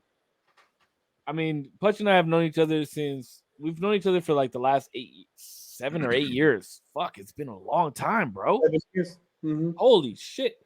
Okay, so I started crumping in 2007, 6 or 7, high school. And it was like when crump first was a dance that was shown. And there was this movie that came out was called Rise. Okay, and Rise was like the introduction of crump to the world. And if anybody ever gets a chance to watch Rise, it's an absolutely amazing movie, documentary, whatever you want to call it. It's RIZE. Now, Rise shows you the pioneers of crump, which Pudge just went over is Miss Prissy, C, Lil C, Tight Eyes, and Miho. Those are the pioneers. And what you see in that movie or that documentary, whatever you want to consider it, I consider it a documentary, but some people consider it a movie, is completely different style of what crump has become, especially now in 2023. Even in 2016, when Putch and I were going to sessions together, like the concept of crump or the style of crump is so much different, but the concept is still there. It's like, and I would always tell people, you'll never feel what actual energy in an air, like in the air, feels like unless you're in a crump circle. Like, even if you're not there to dance, it's literally just all these people bro, it could be 10 people, 5 people, it could be 60 people in this circle just watching the energy of this one person in the middle just dancing, and you'll never feel that energy with anything else that you'll ever do. And so I moved to Ventura, California. Or I moved to Oxnard, California.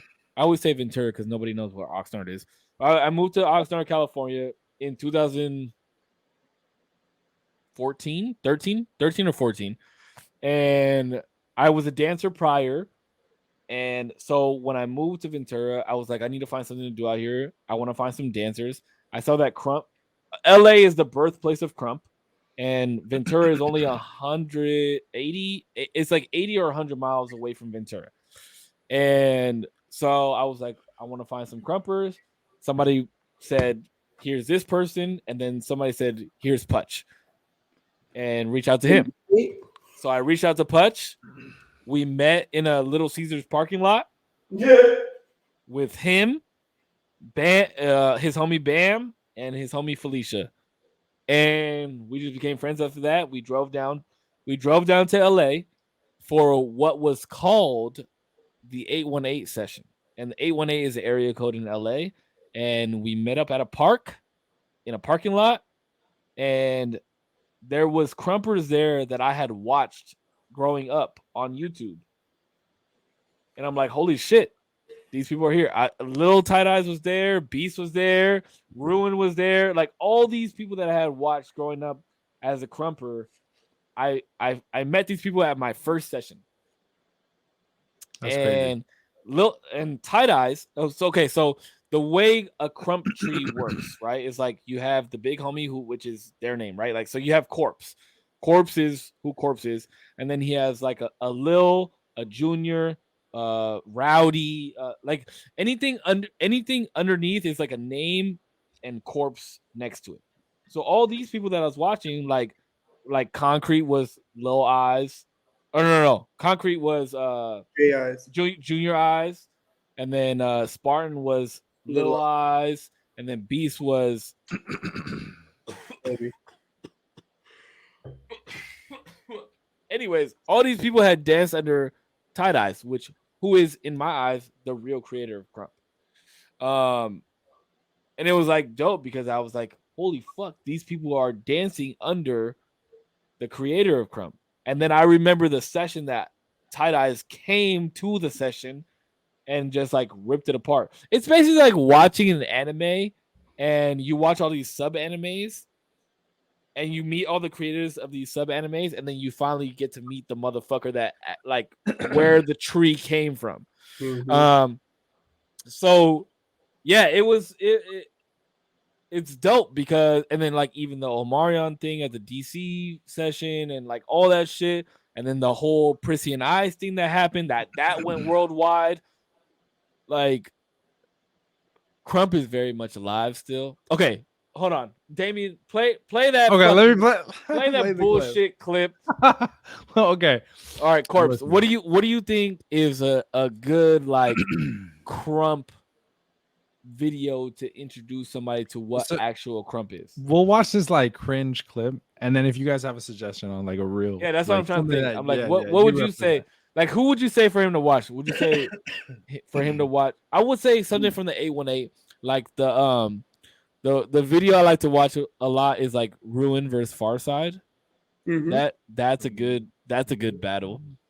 Or Dread versus pretty much anybody is a good battle. If you want to see Crump at its finest, I don't know if the video is still on YouTube, but Cage 3.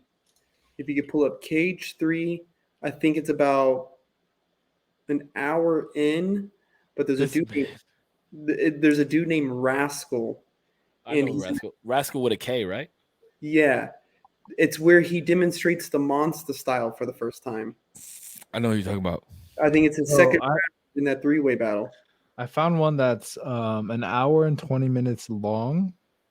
No, wait, which one are you watching? Cage 3. Wait, watch that bullshit. Watch the bullshit one. Well, yeah, I'm trying to pull up both. So I have Cage 3, online version. And it's an hour and 20. You're saying an hour in, right? Okay, don't do that one. That's some watch. If all the viewers at home, you yourself, you want to sit down and watch something. Pull up Ruin versus Farside. Ruin. Beast versus Ugly Fate. Oh, that's a good battle too. Okay, Beast? look up Beast, BEAST space VS, and then space Ugly Fate. Ugly Fate. Okay, that's a good battle.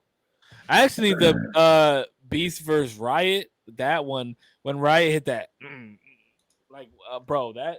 Ooh, bro. Wait, okay. There's so many good battles. I have 2 pulled up right now. Okay. Give me 1 second to be pull able up to... that cringe ass fucking.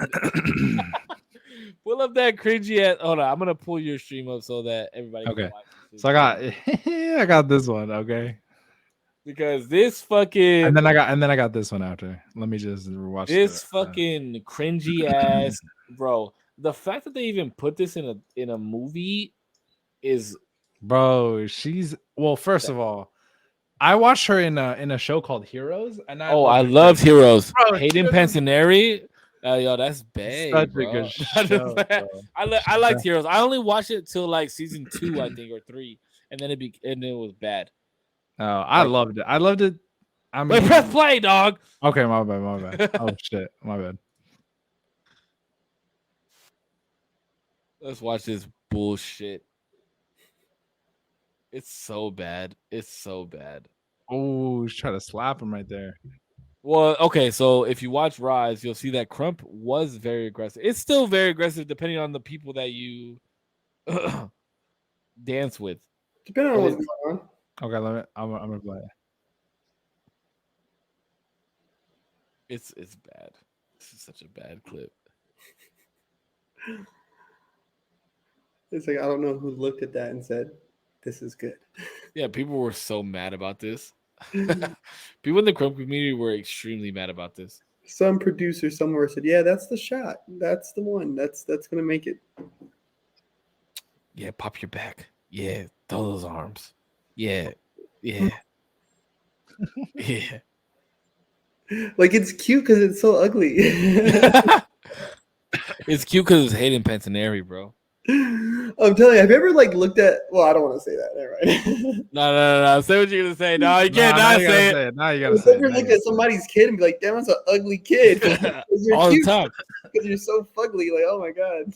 Wait, so okay, I'm basically I get it. Dude, yeah, so what you get is that's not Crump. Like, okay, that is not Crump at all.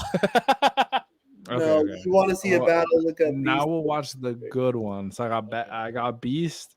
I got Beast, aka Baby. What tight eyes? Versus, yep. Ugly Fate. Ugly Fate. Yeah. This is.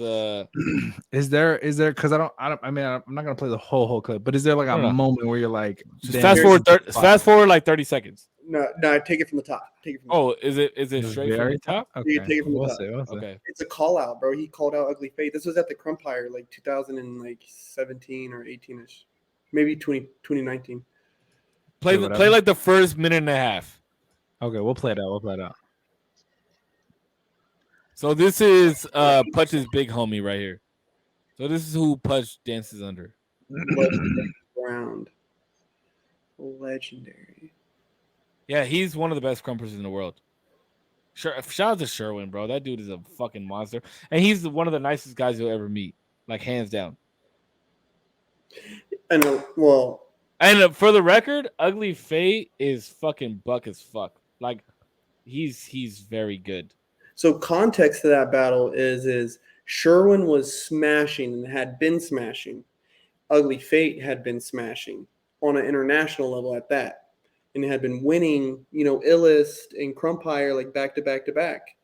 And so they got to Crumpire, and Sherwin said was good. He called him out right then and there. Boom. Bro, the movement is absolutely insane. Like, can you see the difference in movement, Damien? Yes. Fate hits that shit. Oh my god, that fucking shit's nuts. I will say this is way smoother and like way different for sure. But what a lot of people don't understand is that when you see a lot of like crazy movements in Crump, but is genuinely telling a story. Like Mm-hmm. they're genuinely showing you a character that they've created or a character that they want to portray, and it's literally like you're going through the phases of what that character is going through, and or the aggression that they're showing towards you, and it's absolutely wild, bro. Mm-hmm. And like when you do something and everybody look at Yaya in the fucking back, bro. Like everybody is just like going nuts. It's there's no feeling like it. Like oh my god. There's genuinely no feeling like it, and it's just so good. It's just so fucking good. So hold on. I don't know how far I am. Oh, I'm like 2 minutes in. And the thing about Sherwin is that what a lot of people don't realize is that a lot of his stuff is not rehearsed, and it's like literally off the top of his head, and it's just based off of his feeling, and that's what Crump is supposed to be. Wait, like, I thought Go ahead. No, what were you gonna say? I was just gonna say I thought the other guy, because in the beginning he was like dancing with this dude, and I just thought he was gonna dance at some point. Yeah, doesn't Ugly Fate dance in that video? I don't think so. It looked like the same guy, right? Yeah, Oh, mate. dude. Oh, Yeah, no, does. You're right. My bad. Yeah, he dances towards the middle, like we're like 4 minutes in. There's no way Sherwin went a 10-minute round. No, yeah, I was just tripping. I like fast forward too far. There he is. Yeah, play it from right here.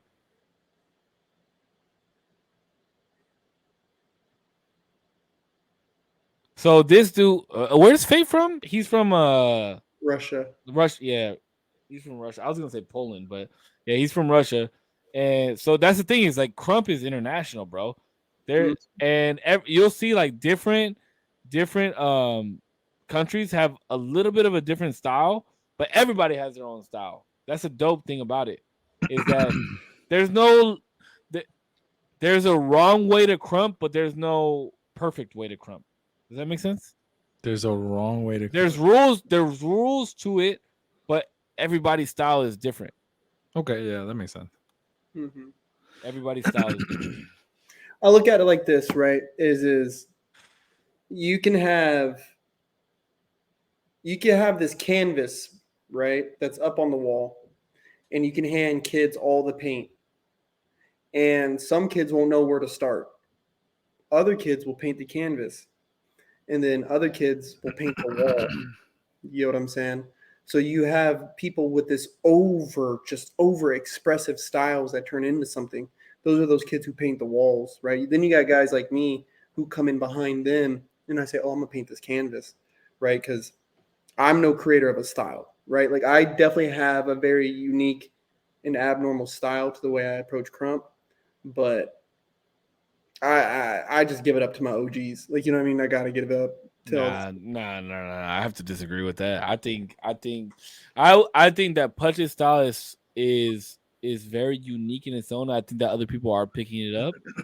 Okay, so what Damien doesn't understand because he's not in the dance culture is that this is a rookie of the year, fucking like this motherfucker got rookie of the year in Crump and is just like blowing the Crump world by storm, and people have never seen a style similar to his at all, and people are picking up on his style and literally, I wouldn't say mimicking, but understanding the style of and concept of Crump that he's bringing along. And give it 2 years and Putch will be awarded a pioneer for another like a newer style in Crump for what his style brings and his storytelling and his dancing, and it's absolutely insane. That's why I'm telling you, like, you have to like that's the thing is, so just to give context, it's like when you're in dance, right? You are like, for example, Putch and I both danced under the same dancer. So when you dance under somebody, you learn from that person and you pick up their quote unquote style. Now you can have a sub base to that where you have like a different character that you dance like. So Putch has a character that he dances like, which is Tom Riddle. And it's very storytelling, Harry Potter-esque type of dance where he's like telling a story within his dance. And nobody has ever, I would say, nobody has ever seen movement like that before Putch started dancing the way that he danced. And he's created like this ultra crump style in this, and people are really taking on to it, and people feed into it a lot. And I love I love watching it. And give it like 2 years, and this motherfucker will be accredited for this style that he's created in this dance.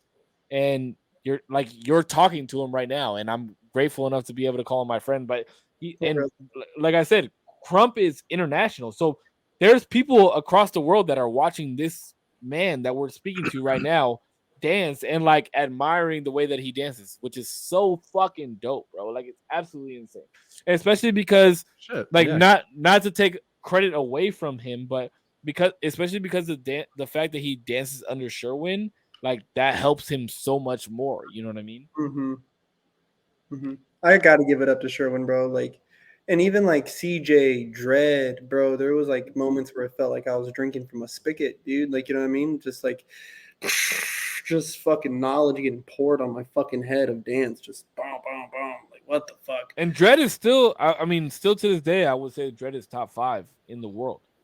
And we were lucky enough to dance under him and be with him all the time. You know what I mean? And he ran the 818, and we were at the 818s all the fucking time. Like if I could, like Damien, if we could show you 818 footage of like when we were actually there, I will never forget this time. There was a time we were dancing in a fucking parking lot of a park at the 818 session, and there was helicopters flying over us, shining their light down on us, and the cops all pulled up because they thought that it was all these fucking dudes having a gang riot, and all we were doing was fucking sitting there dancing.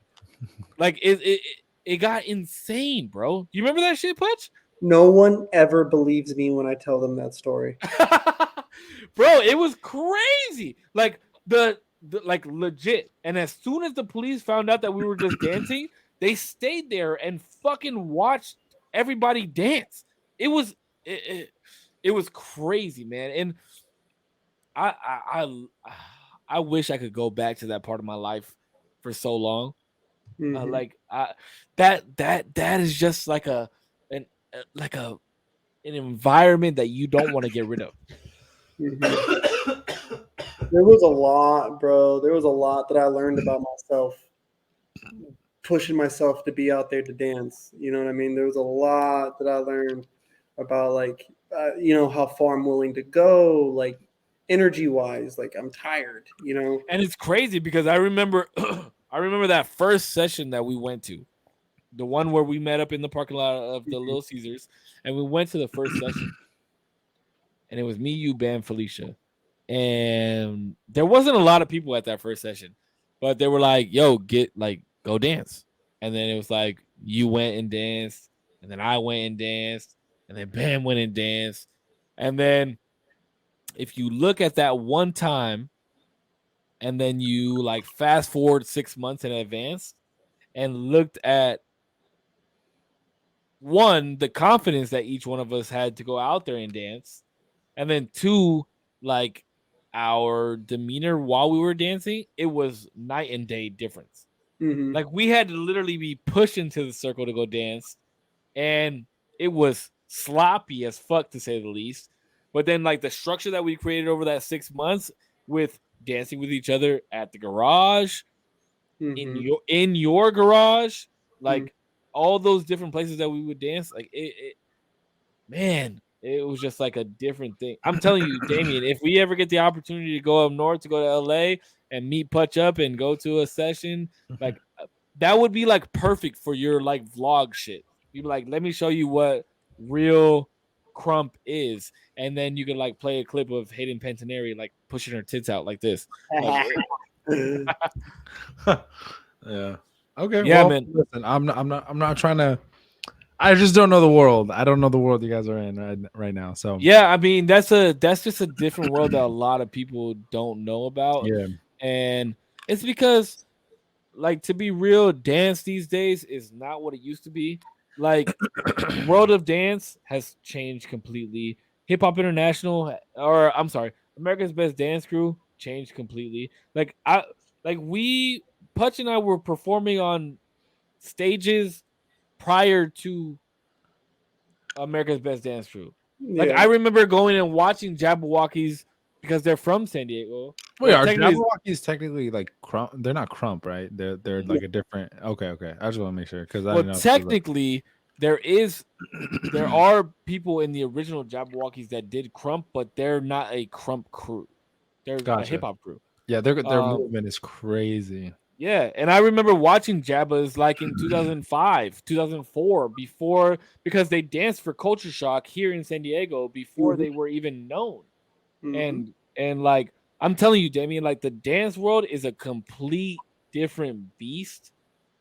Like especially here in California, we have some of the biggest dance crews all the way from Sacramento, Ventura, LA, Orange County, San Diego, like all the way down our coast. And then you have the East Coast, New York, Florida, like Philadelphia, all those dance crews.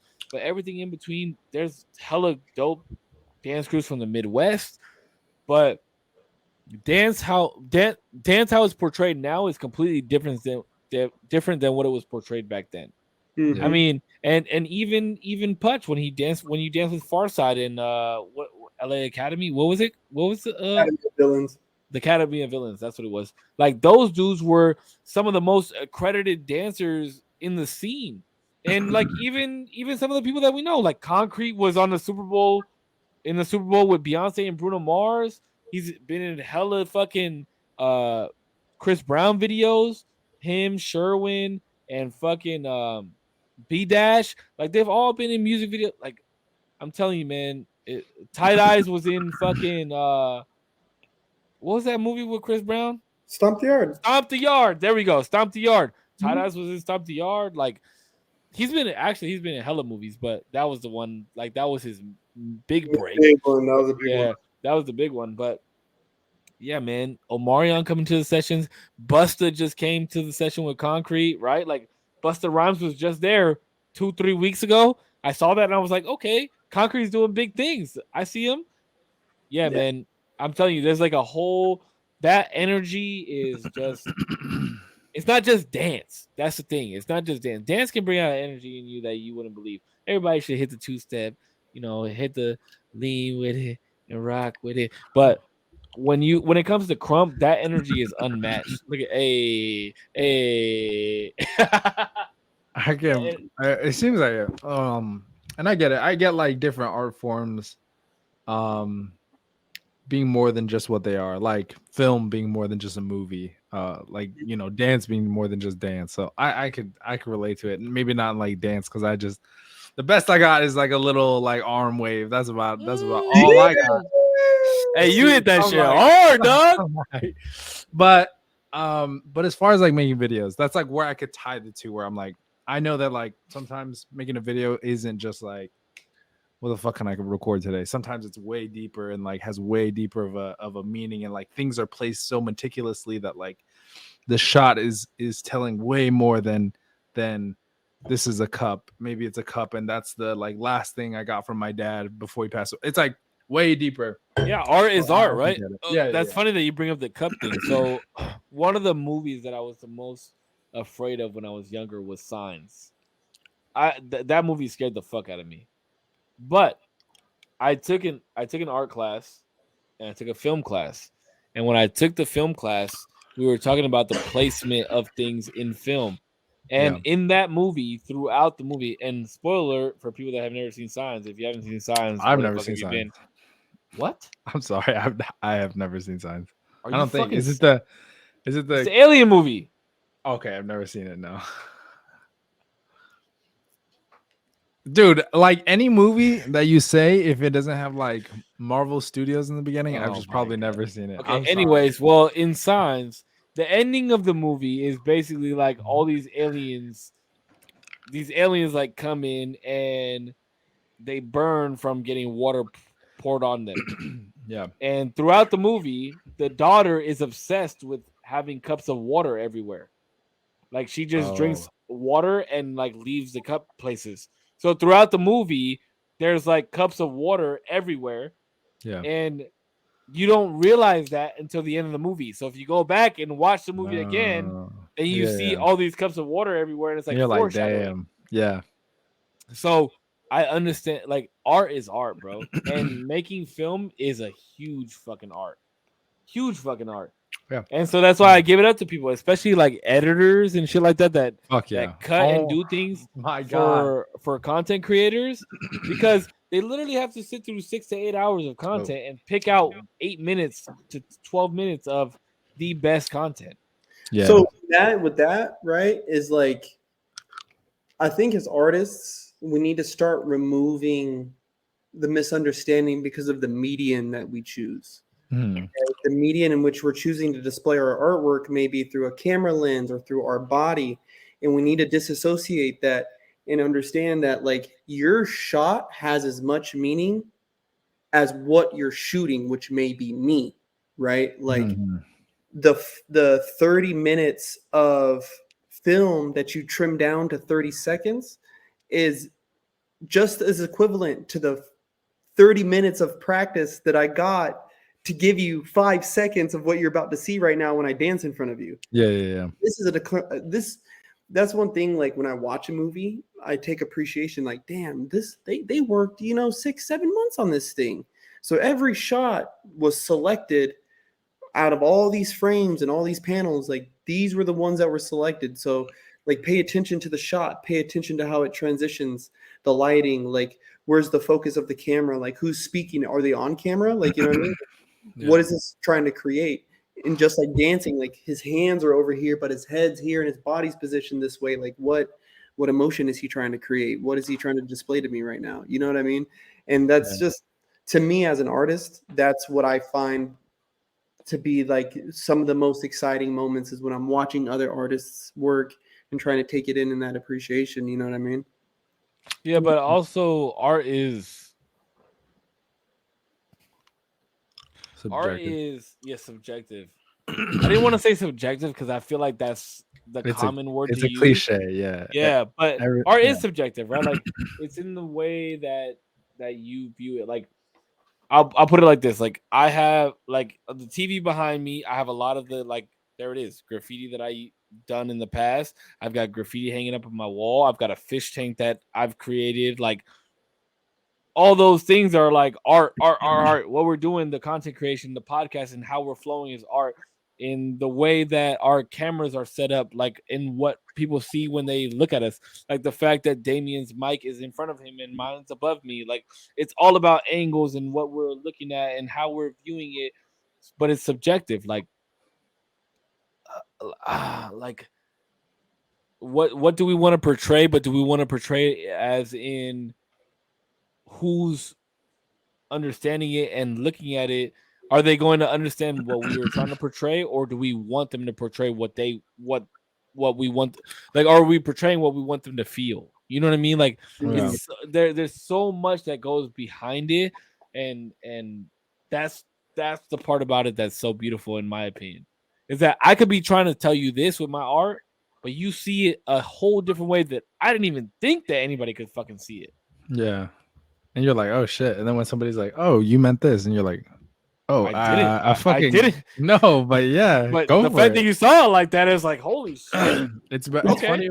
It's funny when people have a better idea than what you were anticipating. You're like, oh, I had this like idea, and then somebody's like, holy shit, you like thought of 3 different things at once, and I was like, yeah, But then you think, yes, then I you think did. to yourself, like, subconsciously, maybe I did mean that. But probably not, and probably not. I just like, yeah, I'll run with that. Fuck it. Yes, that is exactly what I meant. I'm glad you picked up on that. Sometimes you stumble into greatness, man. Yeah, sometimes that's what you do. That's why I always tell people I'd rather be lucky than good. Every time. Real quick, Every time. I don't want to take too much of your guys' time. We should do this again, but I do kind of want to hop off. I got to get some stuff ready for tomorrow. I think 2.5 hours is a good amount of time for us to. It's a good run. Holy fuck! Yeah, that's a good one, dude. It was good. Hey, bro, it's this. We definitely got to do this again. I'm down. Yeah, and you guys are good people. Good people to talk to. This is my first like. I've done. I think I told Cisco I like did podcasts in the past, but I always got like froze up and I never put anything out because I never thought I was like good at speaking. So it was good though. Bro, you put this up record the fucking next one you do, and post that shit, bro. Trust me, man. Take it from me, bro. Sometimes you're talking to 100 people. Sometimes you're talking to one. Fuck it, man. Just put it out. Who cares? Yeah, because that's the thing that I always say too is like with me streaming and saying what I say during my streams or whatever, even the way that I end my streams, where I always tell people to like stay healthy, stay happy, keep smiling, and I love them. Like Putch said, whether you're streaming to one person, whether you're streaming to 100, or even whether you're doing it for yourself and you go back and watch it and you hear yourself say certain things, like maybe you just needed to hear yourself say it, or maybe somebody just needed to hear you say it once and you change their lives. You know, like it doesn't matter. You know what I mean? And Yeah. it's not like what we're talking about is nonsense. At least it's not to us. It might be to some people, but the people that stuck around and wanted to listen to you say what you had to say, like they wanted to hear what you had to say. So don't do it. Don't do it only for yourself. Do it for those people as well. Whether it's one person or 100 or 15,000, you never know. I appreciate that. You could post a clip and it could go viral, and 15,000 people wanted to hear what you had to say. That'd be wild. And then we're gonna get like mega clipped, and then we're gonna get canceled. So hey, I'm okay with being canceled as long as it's like for the right things. I'm waiting on it. I'm fucking waiting on it. Hey, honestly, I haven't posted any. I reposted the clip that you posted on TikTok and Instagram of the last podcast that we had, but I didn't post any clips from that because I didn't want to get canceled. Oh, he's talking about masculinity. Holy shit. We like dabbled. We didn't even touch on any of that, and we can get into that. Maybe another. Okay, day. I'll say this. I like this group for a podcast, and I think that was cool. Yeah, I think that that what Putch and I were talking about last time about the masculinity and the femininity thing, I think we could revisit that, and it would be nice to see what like a third opinion would say about that, and I think it would give more context to what either one of us was talking about during that one, and I would definitely be open to doing that. I'm down. Yeah, we could schedule it out. We could figure it out. Oh yeah, boys. So let's gonna wrap this bitch up. Sure. Wrap it up, dog. Go ahead, man. I love you guys. Wait, hold on. All right, Damien, go ahead. What's up? Let people know what's next for you and where they could find you. Oh shit. Okay. 0%. That's what I'm on. Just YouTube. I do live streams. So typically I'm not on a podcast. I'll just like hit the live button and fucking run it with whatever. Yeah, just 0% on YouTube. That's probably all I want to plug. But what about you guys? Anything in chat? Oh shit. Hold on. Oh, sorry. One second. Oh. His girlfriend's going crazy. Oh no. I'm sorry. No, it's my dad. It's my dad. Yeah. Oh, tell your dad come in and be part of the podcast. No, he doesn't like being on the internet. I've tried. Did you? Oh, we should get our dads on here and just be like, "Fuck you, no, fuck you." My dad's not made for the internet. He does not give a fuck. All right. Well, for those listening, you could definitely find me as SAVE1 on Facebook and all social media platforms, and we're live Monday through Saturday, 8 p.m. Pacific Standard Time. Good shit. Yeah. Your host, Big Corpse. Yeah, KORPSX, Instagram, Twitter. Yeah. You guys gotta send me your links so that way on the just for anybody on my stream, I'll put the links in the description once this is posted, so that way anybody who wants to look at their stuff down below. And make sure that you go and check out Corpse Collection and buy merch. God damn it! Well, hold on. Do you have any new merch coming out? Because I need some new gear, bro. You sent me a couple pieces, and I still wear them, but you didn't send me that hat. I need that hat. We gotta get some. Damien, I gotta get you a shirt, bro. Okay. There is some new items up. There's some new stuff up. I got one design that I still haven't let loose yet. I've been waiting on it. I don't know. I just need a sample copy. That's all I need. If it's a hat, I need it. I will say that it's probably one of my favorite rap band style tees that I did. Because I explored that with the Kagini shirt and made it look like that washed out Phil, like, you know what I'm saying? And I have one. I have a bleached out one. Oh well, I did that one on my own, but I think I know what you're talking about. Watch, I'll show you. I'll show you, bro. I'll show you. But yeah, corpsecollection.com. Corpsecollection.com. KORPSX.collection on Instagram. Give us a follow. Yeah. Love you guys, man. Yeah. I hope you guys are good. Yeah, and I'll text both of y'all right now once we hop off. For sure. I'm ordering Taco Bell right now. Just saying. Hey, I appreciate you guys. Thank you guys. As always, you guys stay healthy, stay happy. I love y'all. Keep smiling. Damien, I'll see you tomorrow. Alrighty. Be Corpse, safe. I'll chat with you when I chat with you. Y'all be safe, bro. Alrighty. All right, love y'all. Peace. Peace.